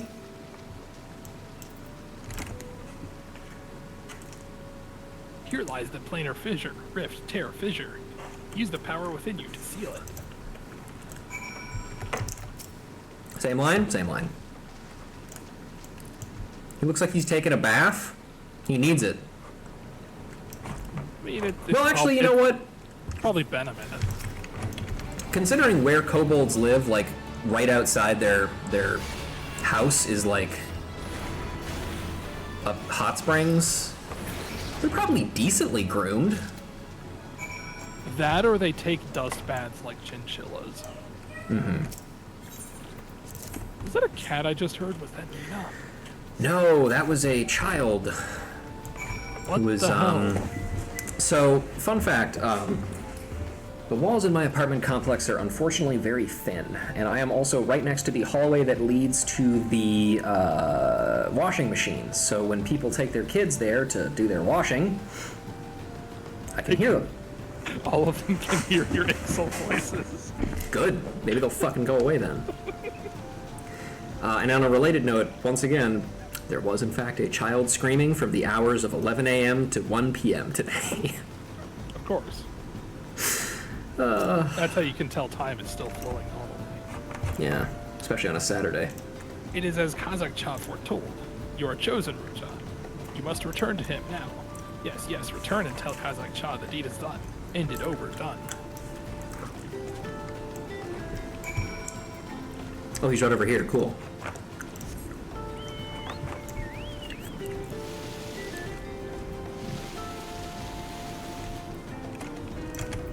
Hey, guess what, Kent? It's your turn again. You have done well, Ruja, as I knew you would. Come, it is time now to return to Burgundy Falls. Do I have to? Yes. No. Someone put up a teleport point at Highbridge.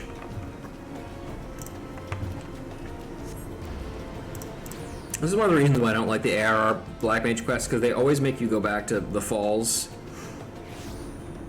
Yeah. And I also just still don't like this zone in general, because I have very not so fond memories of being here at 1.0. Like, this is...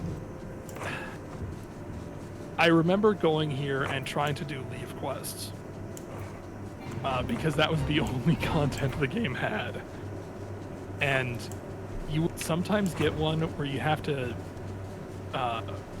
like eliminate this group of enemies, but it's programmed so that as soon as there's one left, it fucking runs to a set destination, usually on the other end of the fucking zone, and you can't really kill it while it's running. I mean, you might be able to, which would, you know, end the leave quest and you win, but more often than not, you are going on foot across the entire goddamn zone. And that's not an exaggeration, literally on the opposite end of the zone. And then it spawns in like 6 more. And you have to kill all of them at once. It was awful. So many fucking Yarzans. Ruja Lorelei of the Black, you return to me victorious. The gem of Shatoto burns bright.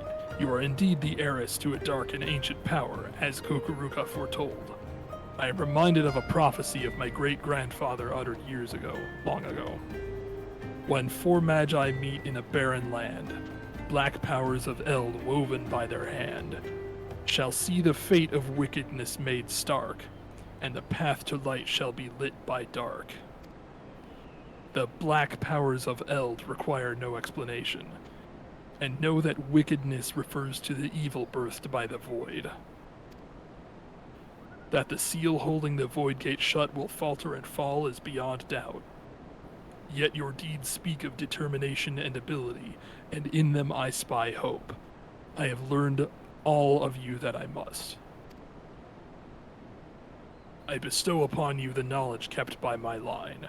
Here and now I speak an oath to discard old grudges. By our power combined, we are Captain Planet. The Void Gate will be sealed anew. You have brought this old Amalja much happiness.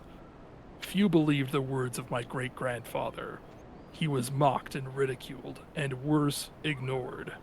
Yet your coming has fulfilled the prophecy he spoke. Ruja, the dark magic coursing through you shares a deep bond with the Void Gate. Should that portal be cast open, you will come to great peril. Temper yourself, in both mind and body. When you are ready, return to this land and seek me out once more. Then, and only then, will I speak to you of your next task. Remember, kids, if you want your prophecies to be remembered, put it to rhyme. That's true. It's true. Nobody remembers the ones that don't rhyme. I sure fucking don't. Me neither. To be fair, I don't remember the ones that do rhyme either, but I mean, if they're rhymed, then they're cool, at least. You know? Yeah, and it makes them more realistic. Yeah. Because, like, people who make prophecies know that you make them rhyme if you want people to remember them. So, Oh, yeah. like, prophecies that don't rhyme, obviously fake. Oh god, we're at the level 45 quest already. God, I'm losing track of time. Kazak Shah would see you undertake another challenge to strengthen your dark powers in the Void Great. Void Great breathes gloomy. It's almost 7. Wow. Yep. Ruja, it is well you are here. My colleagues Dozul, Melok, and Dazal would have words with you. Wait here while I fetch them. Hey idiots, come here! Get over here. To close Void Gate, strong black magic you need. Ready for test, are you? No. What the fuck? Fool! Scrap! But does not matter. Sharp sense Dozal has. Your aura, strangeness it has. Oh, sure, so I can say no to this one, but I can't say no to the other one, huh? Now the Void Gate, gloom it makes, like black breath, gloom drawn to black magic, drawn to you like moth to flame, black magic it seeks to corrupt and make own. Losing strength seal is, black mage and Void Gate share bond, very deep, but you must not leave be too long. Huh? Else other side maybe take you, scraw! You must not leave be too long. Oh, okay, sure. Yeah. No fear yet, still weak gloom is, time you have, strong Ruja find next key. Teach you, Dozal will, what must do. Many black mages there were, long ago. One more powerful than rest. Very powerful. Epic, even. Epic win. Epic black mage. Black magic too powerful, too dangerous. Wrong hands must not have. Known this he did. Ciphered spells, hid secrets. Dark way past a few, very few. Teaching, writing, spread over realm. Lost to time they were. Forgotten, one carved in stone. Stone of mossy pillar. Pillar in South Shroud. Scraw! Chosen Ruja is chosen. Unleash power of this black magic you can. Key it is. Key to end of gloom. Knowledge of my line this is. Passed to Dozal from mother. From mother of mother. From mother of mother. From mother of mother of mother. 4 hatchings past. Strong mage she was. Epic even. Epic win. Great love for dark arts. She fucking loved that shit. I love great love for dark arts. My mom loved the dark arts. She was talking that shit up and down. More than anything, joined with lizardmen to learn all. Named betrayer she was, chased from village. Scraw! Her words Dozal keeps. Teach to strong Ruja now. Foremention I meet in barren land. Old black power have they, in hand. Fate of all wicked, be made stark. Path to light it then, lit by Scraw! That her Scraw, not Dozal Scraw. Should be dark, Dozal thinks.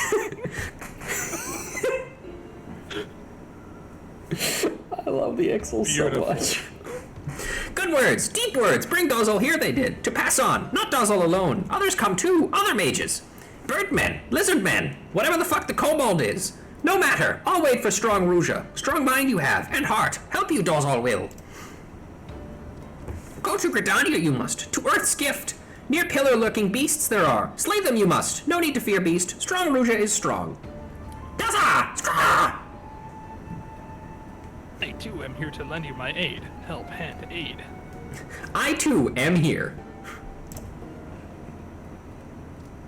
Wood danger for Dozal. For Ixal, whalers wait with sharp spears. Go in place of Dozal, Daza will. Decided it is. Go now you will. Scraw! Yeah, I love the kobolds and their funny little movements. They're very similar to the carbuncles in that they're just kind of bumping and jiving. Alright, off to Quarry Mill. I could actually just fly there and not waste any money, but whatever. Oh well.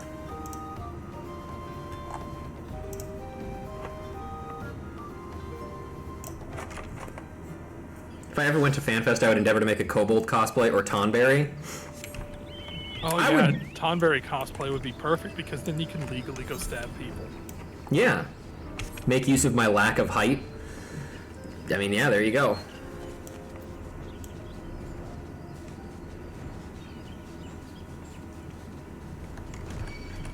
I would not describe this as a pillar. That is a rock. Don't hit me, you motherfucker. Oh good, another one. Awesome.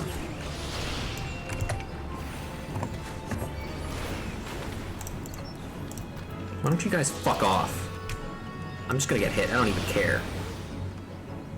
But that's what. I'm not gonna sugarcoat it. The fucking mono wall. Man award. That one. That's what it's for. When you need to stand in an AOE. I guess. Not gonna get vuln stacks for doing that one, so it's fine. Unfortunately, you can't do so while screaming, "But my positionals!" like I do when Faith is healing me.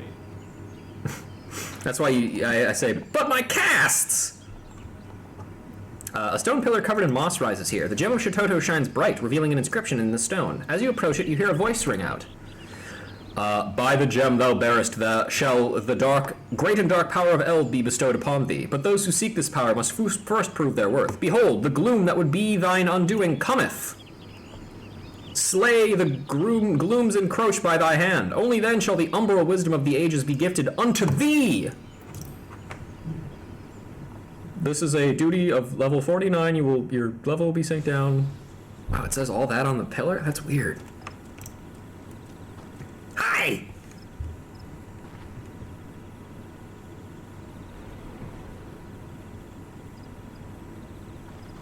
Yep. Sure is. That voice spoke true. Look, the gloom gathers, Ruja. I sense there are fiends of evil about, nearby close about. As opposed to the fiends of good. Correct. The gloom will change into great horrors if left unchecked. You must stop it with your black magic. Spell sorcery magic. Okay. You just casually nuke the crap out of them. Yep.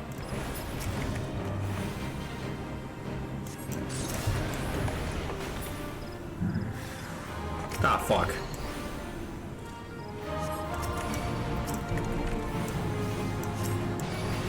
I'm gonna scathe that one. There we go.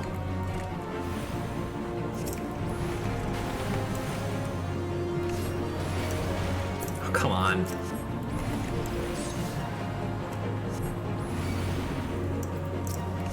Oz's out here casting fucking arrow on things. Famous black mage spell, Arrow. It's a plate breaker. Poor fiends come. Worry not, the tide will turn. Shift, change, turn. Explode. Explode. Oh, for fuck's sake. Oh wait, fire starter. Gotta love those Blast. fire starter procs. Me too. They're I'm one of gonna- my favorite no. procs. Cast Love a stone good as proc. well. Yes. I'll fire starter that one, sure, why not?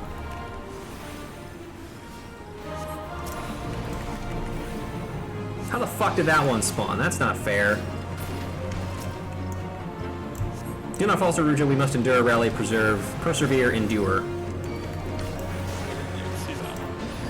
Yeah, those last for a very short amount of time, considering how much you have to read, especially for kobold ones, where they're just like talking. Yeah.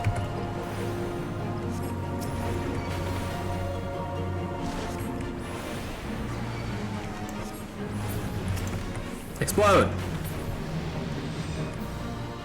I did tried to it. cast a spell called Abomination. And then it exploded. How quaint. Funny how that works.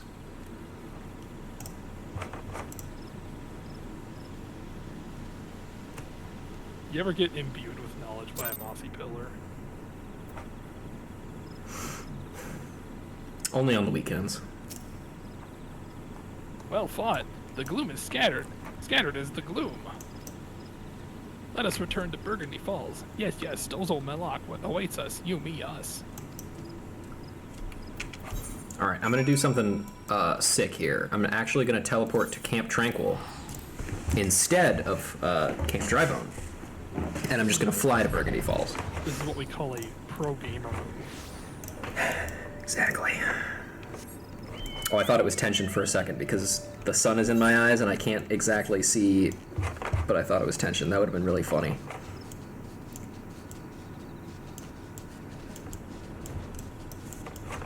Oh god, fucking McAfee, go away. I'm in the middle of something. Have McAfee installed? Yes. You know, James McAfee himself put out a video showing how to uninstall it. It involves a gun. Is that required or is that optional? For his method, I believe it is required, yes. Okay, I don't have a gun then. I just have a Megatron. I mean, he can turn into Gone from you! Gloom is! Worry for nothing, Dozel did! Scraw! Now go see Kazakh Cha you must! Awaiting you, he is! This is the same line!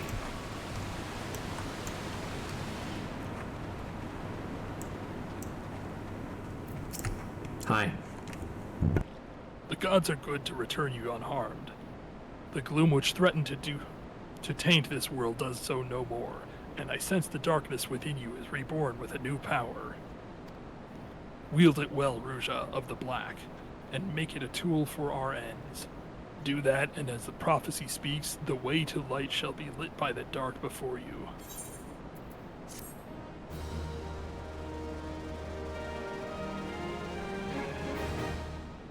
Thunder the Third. Wow, I like. I've learned a new dark art. I love Thunder, linear but upgrades stronger. to my spells. Yeah, linear upgrades is true darkness. Only a Sith deals in absolutes.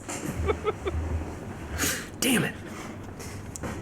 The blood must flow. Kazakh Cha wishes to guide you further along the path of the Black Mage.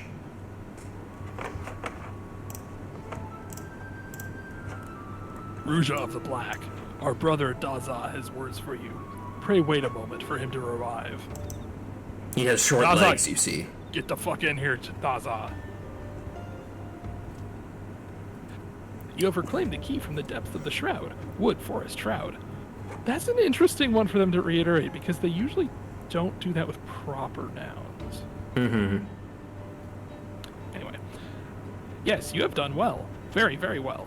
You are truly the Black Mage foretold by legend, oracle, prophecy, legend.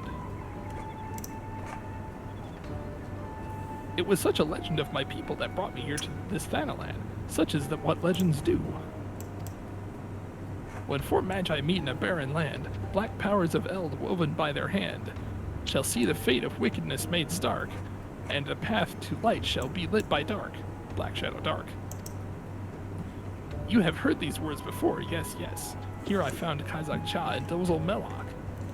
The words that brought us to Thanalan are the same, equal, identical, same. It was 100 years ago that a kobold first deciphered the legend, decrypted, decoded, deciphered. The great mage who did it was my own ancestor, First Order Patriarch Dagu. Yes, yes, my very own. As we've learned about the Kobold orders, the lower the number, the more important the Kobold is. So the fact that he is descended from First Order is crazy. Yeah. But he broke the Kobold law. The first Patriarch must never leave Ogomoro. No, never.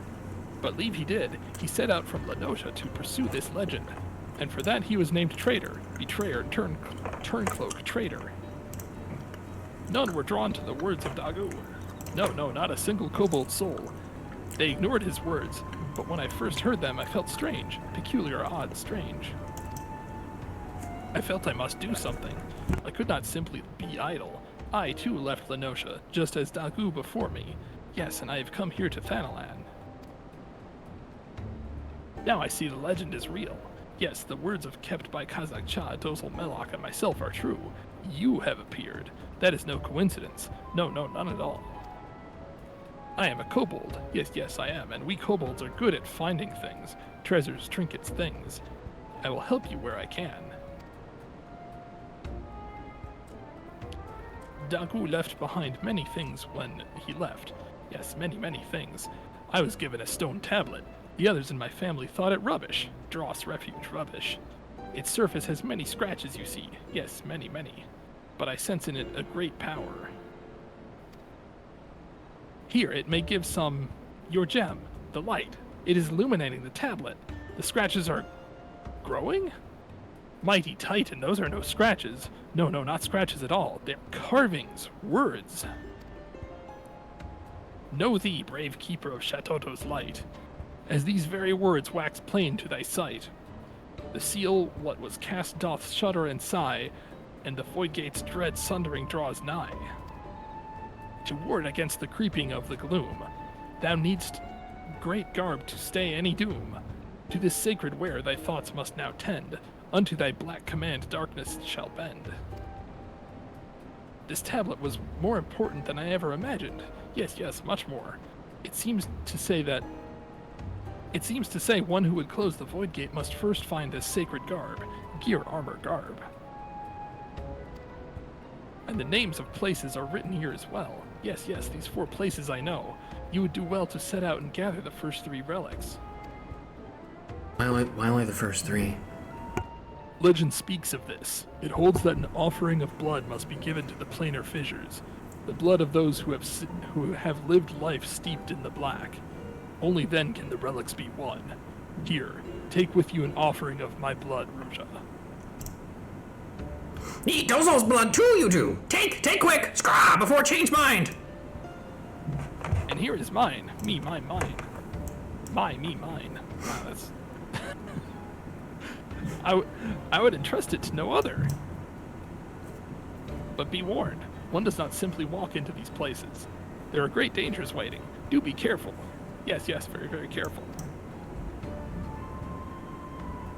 Okay. How did you guys just have vials of your own blood on you? Oh, you know. As Okay. you do. Sure. And naturally, all of these are in areas that are related to the beast tribe that they are related to, which unfortunately means a lot of fucking teleporting.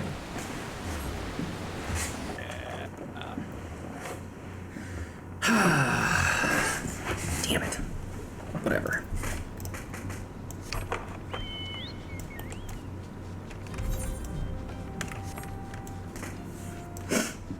Oh well, at least the desert is pretty at night.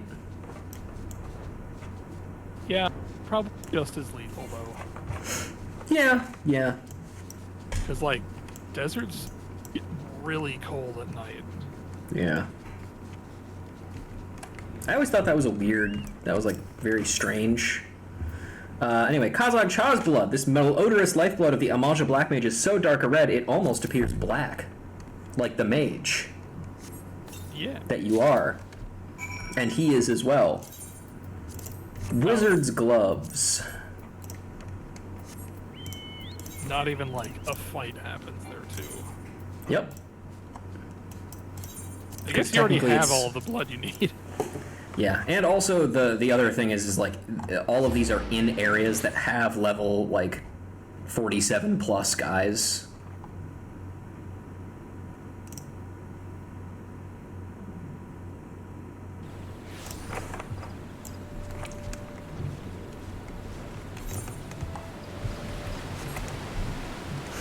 So that could constitute the fight, I guess. Yeah, I suppose.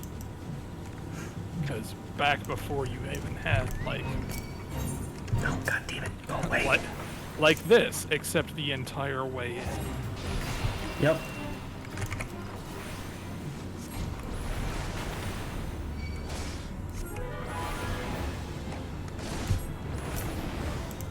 Okay. Don't fucking turn around. The lifeblood of an XIV Black Mage. For some unknown reason, the humors will not coagulate.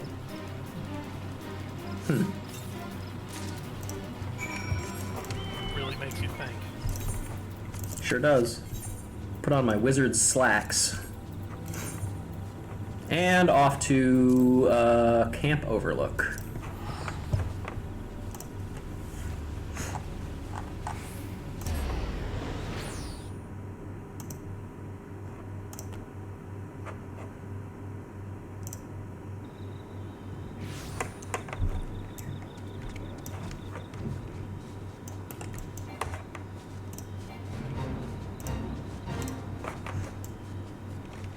How deep into the mines is it? Oh, it's like literally Failed. right at the entrance. Failed. Damn. I guess you better re-roll. I guess. Okay. Here we go. Dazal's blood. The thin, ink-like lifeblood of the Kobold Black Mage. For some unknown reason, yada yada.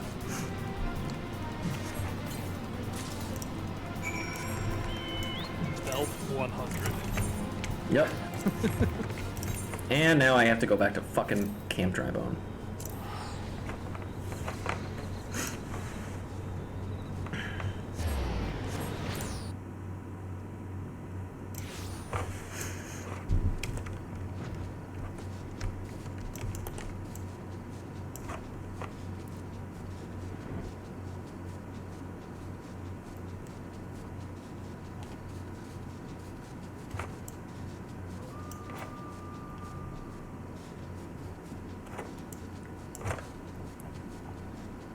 Cool Wolf Hollow.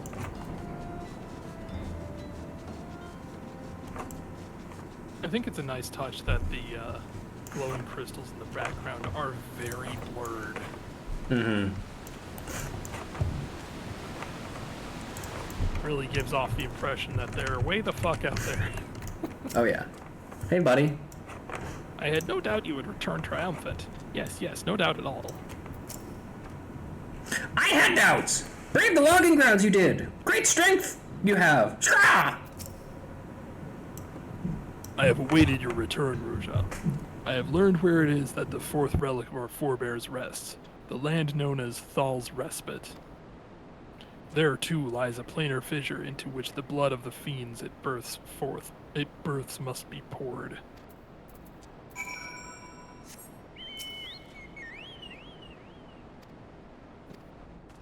That's the same line that he has when you just talk to him normally, so. Which is really funny that he's just like, he's just there, even before you start the Black Mage quest, so it's just like, why can I talk to this guy? But then again, you can also walk into the Brotherhood of Ash camp. Yeah. Where the wolf howl is coming from, is that an actual thing in game? I think it is. I think it's just when it transitions to nighttime. Depending on the area, of course. Yeah. Oh wait, fire starter. Boom. Explode!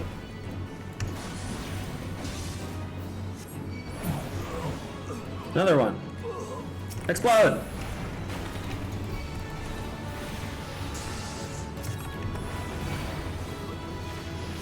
Explode! More. Deep Void Wizard. Explode! Ah! His thunder sucked so much that it didn't even put a dot on you. Spoken blood. The warm blood of an adventurer whose adventuring days are now done. For some unknown reason, the humors will not, yada yada, who cares? Give me my stupid hat that I can't wear. Hooray! I love being a Vieira. It could be worse, though. I could be a Hrothgar. Yeah. That's true, it could always be worse. Because you could always be a Hrothgar. Well, actually, no, that's not true. I couldn't be a Hrothgar because I rigged the I rigged the poll. Anyway. The first four relics are now in your keeping, yet the final piece remains, and our efforts to learn where it rests have been to no avail. The dark which empowers at these times obscures, such is its nature. Daza claims his tablet names Solace of the Gods as the location we seek, but none among us have ever heard tell of such a name. When a power worthy to Relic's claim take root in one of righteous end and name, the solace of the gods will be made known, and the last seed of the Black Mage be sown. Daza insists his reading is correct, and both Dozal Melloc and I trust in his ability. We will endeavor to decode these words, that you might see your quest to its end. The day of the Void's opening shall come. Until then, Ruja, I ask only that you continue to walk the path of the Black.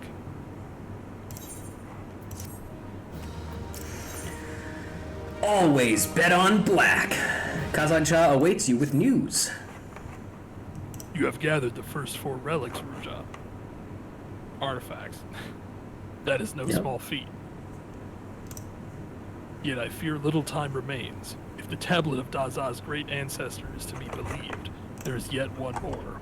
Attempting to seal the Void Gate before you have found them all would be the height of folly. Our search for the solace of the gods continues. I have gone through all the records left by my great-grandfather, yet have discovered little. The only seemingly relevant passage I found was his last. He put it to paper some 100 years ago, just before bidding farewell to his home. The true power of destruction will be awoken in that most sacred of places. The power of destruction is black magic, of course, but as to what is meant by this awakening, I fear I am at a loss. You believe that Daza's and Dozal Melloc's ancestors might know more? To be sure, they were witness to the same events, and it is true that they too left their homes 100 years ago and were damned for traitors. It could be mere coincidence, but no, I do not think that likely. I fear this foreshadows our own doom, our doom.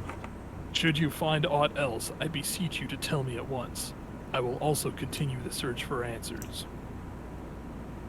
The tablet seems to suggest that the way to the solace of the gods and the final relic will be made known in time, yet we can scarce afford to wait idly by. Both Dozal Melloc and Daza understand this urgency, and have already returned to their respective homelands to delve into the matter. And now, to your next task. You must return to he who first bound our 4 fates together, the prophet Kukuruka. Perhaps his words can guide us once more. I do love that, like, we barely interact with Lalai in this quest line. Yeah. It's very funny. Alright, off we go. I'm just gonna teleport. I don't fucking care. I've already spent a lot of money this stream, it doesn't matter.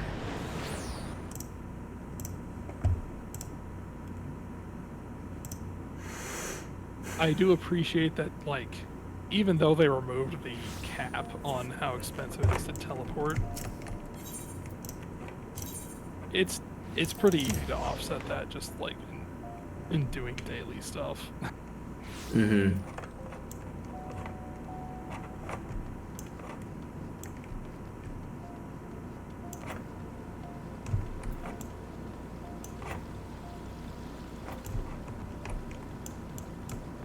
Hi.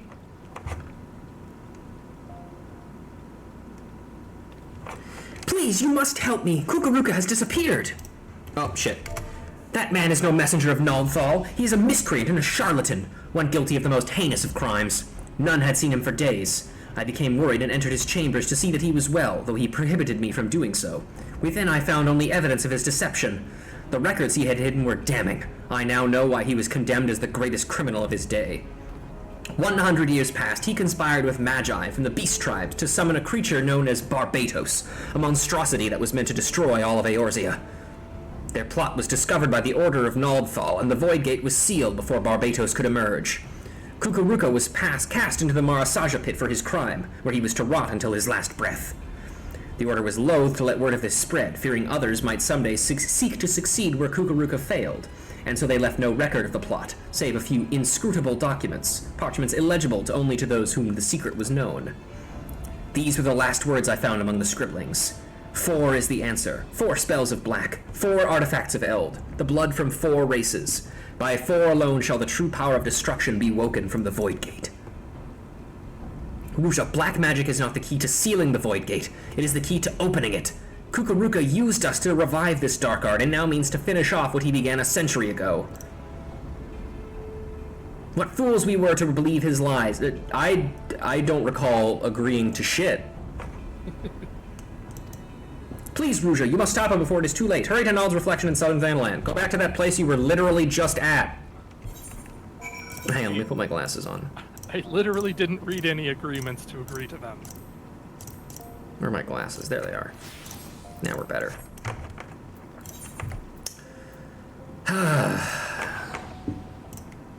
Classic.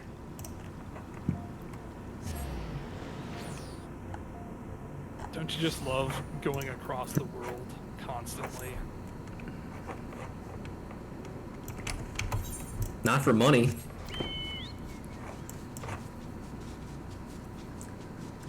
I mean, maybe if I got paid for it. Like if it cost a negative gil to teleport. Mm-hmm. Because that wouldn't be disastrous to the in-game economy at all. It's true.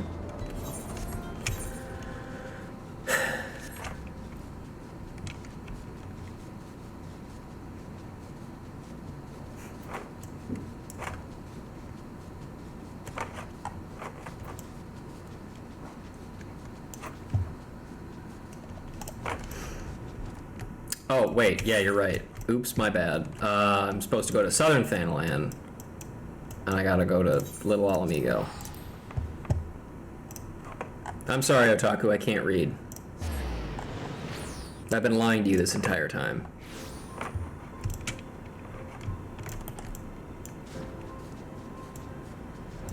I've just been guessing what the text says this whole time. I'm a 14 player, you expect no less? Yeah, I know. I try to be better, but I'm not. In the end, I'm just the same as everybody else. Except I'm cool. Being the same as everybody else basically means that you have to not read your tooltips and then be confused about what your abilities do. Fair enough. At least But I that's do like my reading my experience. tooltips. Yeah.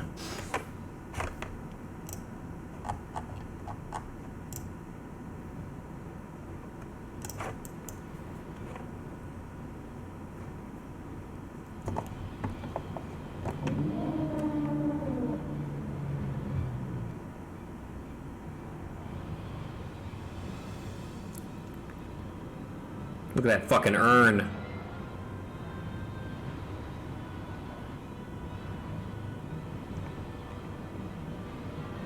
Hey, stop that. Leave that statue alone.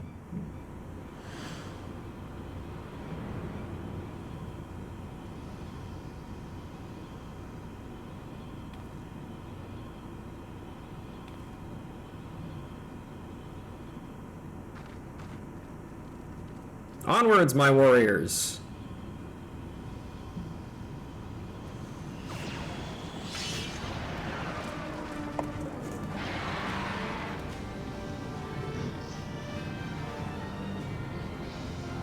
The thing that's going to destroy all of Eorzea. A gargoyle. It's just a gargoyle. Exactly one gargoyle. Just one normal-sized gargoyle. Let us see how far your powers have come, Black Mage. Alright, there is no recourse. We must fight. To battle, Dozel goes. Scraw! Win we shall. Prevail. Triumph. Win. Prevail. Wait, Firestarter. So there's Lostkin Kazag Cha, Dozo Melik the Yia Slayer, and 269th Order Medikin Daza. The Yay Sayer. Yeah. I like how Dazaz is literally just the same. Is just his title, yeah. Dark Plasma and a Void Gate.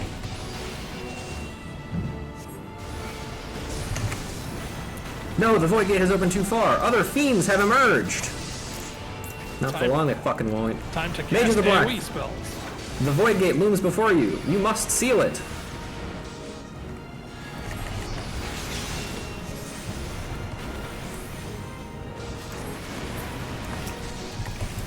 Oh god, there is actually a lot. Yes, yes, you are nearly there. Finish it, Ruja.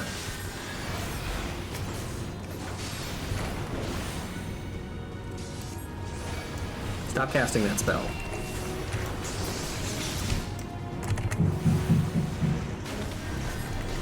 Wouldn't it be wild if you could just cast Sleep on the Void Gate? That would be very funny, yeah. Wow, sick Void Lantern back there, though. Yep. I'm just gonna ignore it, because who cares? And focus down Barbados, just like no Gundam Evolution player does. It's a reference to Gundam Evolution, a game that I haven't played, so I don't get it. But so Barbados is like the it's the melee one, right? Yeah, with the big hammer. Mm-hmm. The hammer and a katana, for some reason, and Because it's cool. It was absolutely a menace because it was basically a tanky it was a bursty assassin type character that excelled at very specifically taking down tanky characters because the melee attack from the hammer it was a hard CC knockdown, so it would make it so you'd lower your shield. But then anything that does that much damage is also going to just burst down everybody that's not a tank as well, so they could just go like wombo combo anybody. Classic. You deceived us all you have! Scraw! Pay you will! You are one of Hitali Melok's get, are you not? Mother of mother of mother! Her name you know?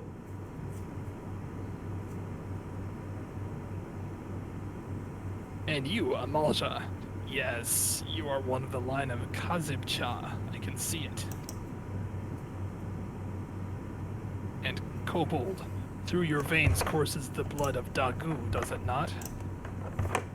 You got the goo. Dagu is what happens when my humors coagulate. That's why the humors will not coagulate. And last but not least, the Black Mage Ruja. Splendidly done. Few could have vanquished Barbados as you have. No doubt you are all eager to hear what truly transpired 100 years ago. Being a kindly soul, I shall tell you. No, I'm good, actually. I'm gonna leave. Okay, fine. I was an ambitious mage in my youth, insatiable in my thirst for knowledge of the arcane. In the course of my studies, I discovered ancient writings which told of a black magic, a magic capable of destroying as only the gods can. They called it black magic. It was innocent at first. Until it wasn't. It was innocent at first, until it wasn't. But then questions began to arise in my mind that demanded answers. Where had all the black mages of old gone? Why had the existence of the art been hidden? I don't know, man. Why would the existence of something called black magic that exists only to destroy be hidden? And so I probed, endlessly, tirelessly. The more I uncovered, the more it drew me in. There was such power to be had.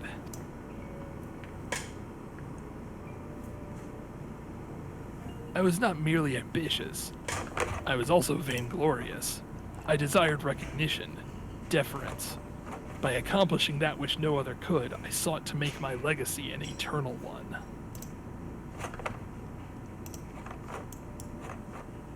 Yet the pursuit of black magic was trying. I would pass days, weeks, months at a time, unsure of how to proceed. And what little progress did come, came but slowly.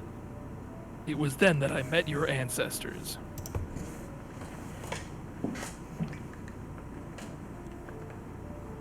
the gem of Shatoto, the power to sense magic, the relics.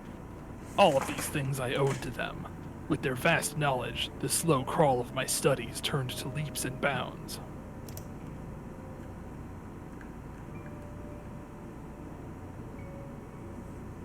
I dare say your ancestors sought the same recognition as I.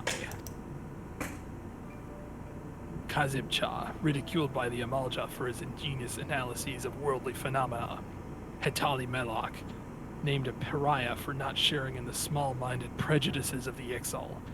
Dagu, a victim of his kind's idiocy, bound never to leave the land of the kobolds.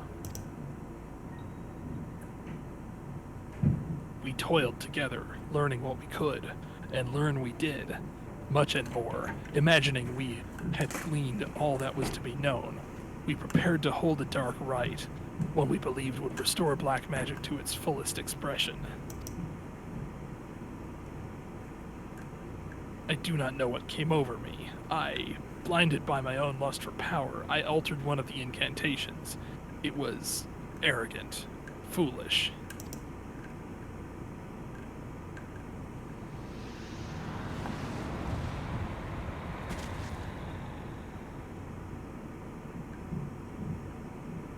Okay. Well, hop on. Oh.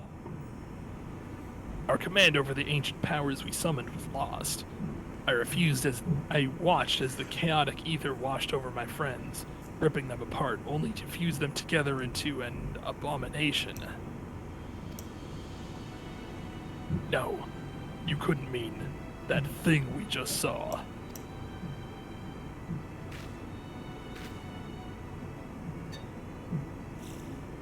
Yes.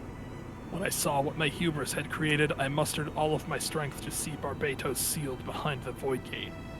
Sealed, yet not defeated.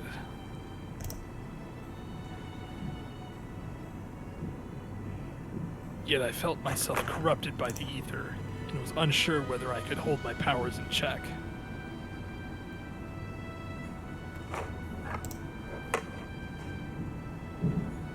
Fearful, I returned to Ul'dah, where I manipulated the minds of a few thaumaturges of the Order into believing I had committed some terrible crime. Only with me confined to the depths of the Marasaja pit could the realm be safe. Now, here's the thing. You did commit a crime. Like, you committed a lot of crimes. But, you know, whatever, man. Just keep going. It's whatever. And there I remained, waiting for the coming of one with the power to purify the ether of those three fiends with whom I once shared a dream. Friends. Fine, don't worry about it. Friends, yeah. They became a fiend. Freudian slip. Fiendian slip. I do not expect your forgiveness, but I am truly sorry. No words, Dozzle has. Scraw! Only scraw! Well said. I am not long for this world. Here, take this relic while I still have the strength enough to offer it. He also rips his shirt off. I think it might be a little small for you, though.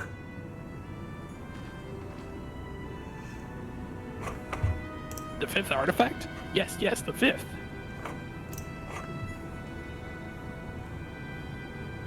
Welcome to the solace of the gods. Perhaps you know it better as Null's reflection, as most do. Truly remarkable, Ruja. You have succeeded where many great mages have failed. Mastered what we sought to master. I can now rest, knowing that this power is safe with you. It is for you to set the hatreds of the past aright. My time to join Thal has come. May he greet me as a friend. I don't... Sorry. I don't think he's gonna do that, buddy. I think he's going to kill you. Again.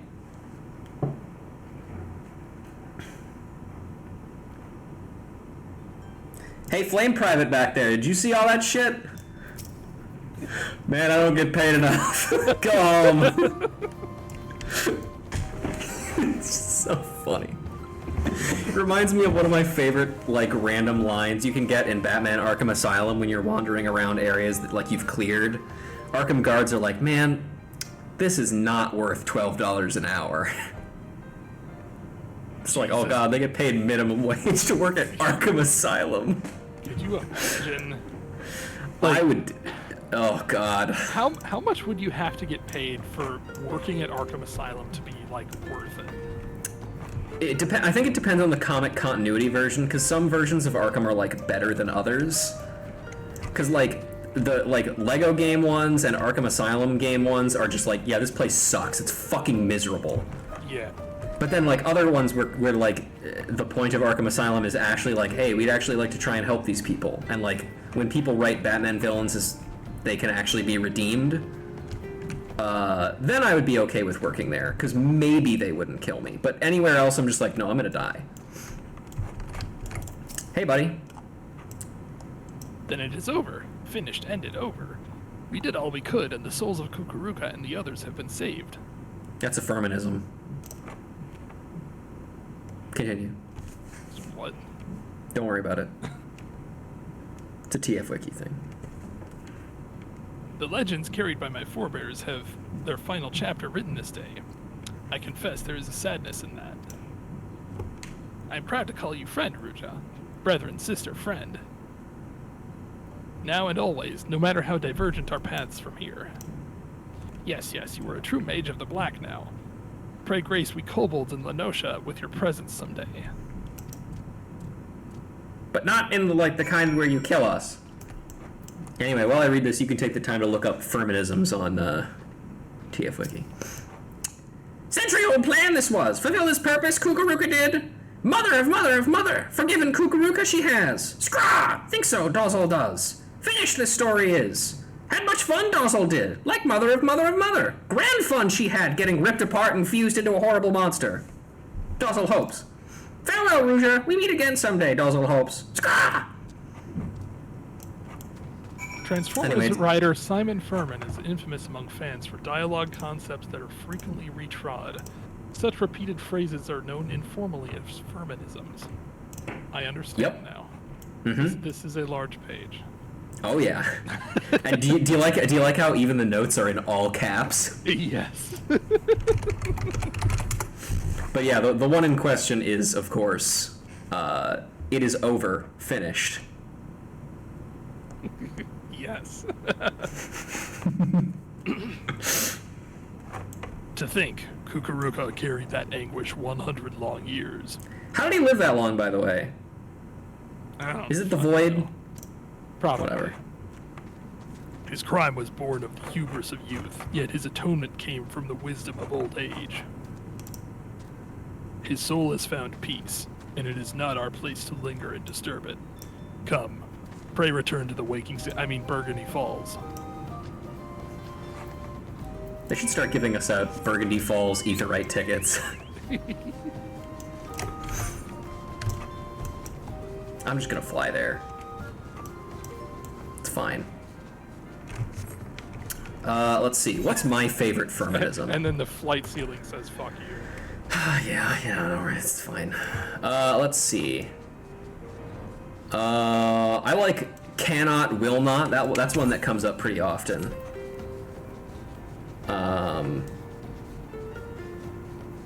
Let's see. I like how Reap the Whirlwind has, reference notes in the heading in the table of contents. Yeah. It Never Ends is a good one. Never Did Want to Live Forever. The weirdest one is, surplus to requirements. That one just feels like the most awkward, you know? Let's see. You won't believe the things I can do now. That one is such a, show centered around children's toys line. You know what I mean? Yeah. Like, nothing else could tell you that this is a show made to sell toys than you won't believe the things I can do now.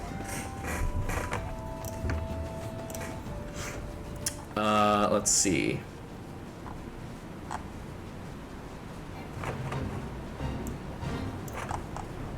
I think there are some other ones.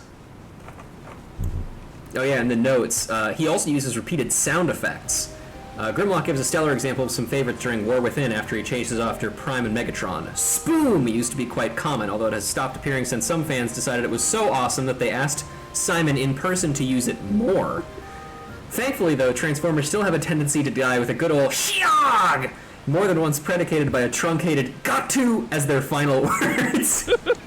Which, got to being its own link. links to somebody who dies famously in that. Yeah. If you want to keep educating yourself on that, I can read Kazak Chaw's lines here. Oh no, Okay, go for it. things have come to an end, it would seem. Both the threads which bound us all and this tragic tapestry they wove. Most mysterious things these lives we lead. Do you recall when the words of so many legends and prophecies first brought you to me? It was here, at these same Burgundy Falls. We have spoken much since then, yet I never imagined this day would come. I stand before you now with no regrets. I am grateful for the gods for letting our paths cross. Dozal Melach, Daza, and you, Ruja Lorelei. I count you all as my brethren in black.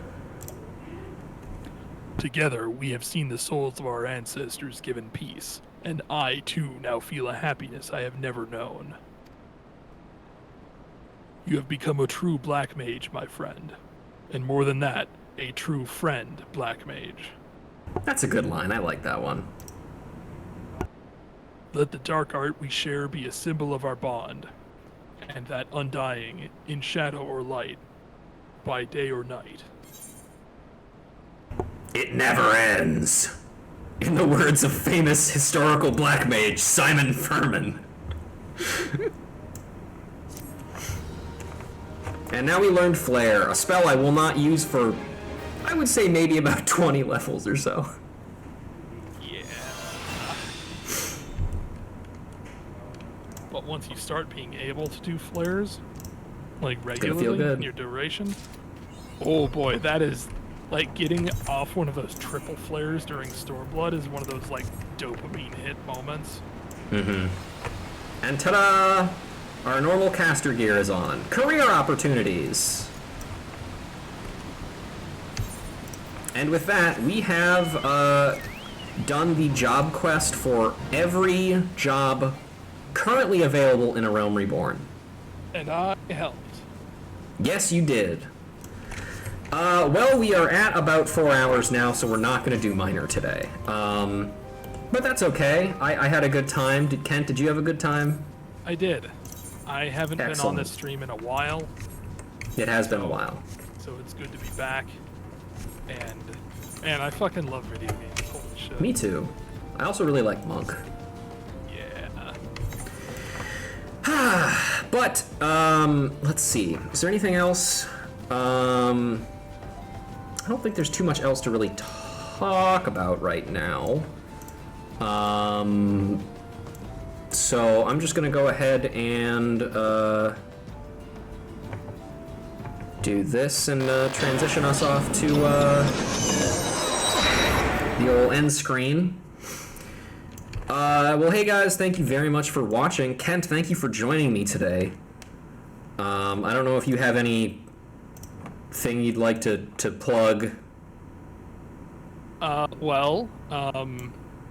First off, play Ghost Trick, because that, like, Thank just you. came out. It's true, it did. Came out again, I should say. Mm-hmm. Yeah. Play Hi-Fi Rush, and play Saga Frontier. Cool. All right, you heard the man. Well, yeah, that's gonna be it from us.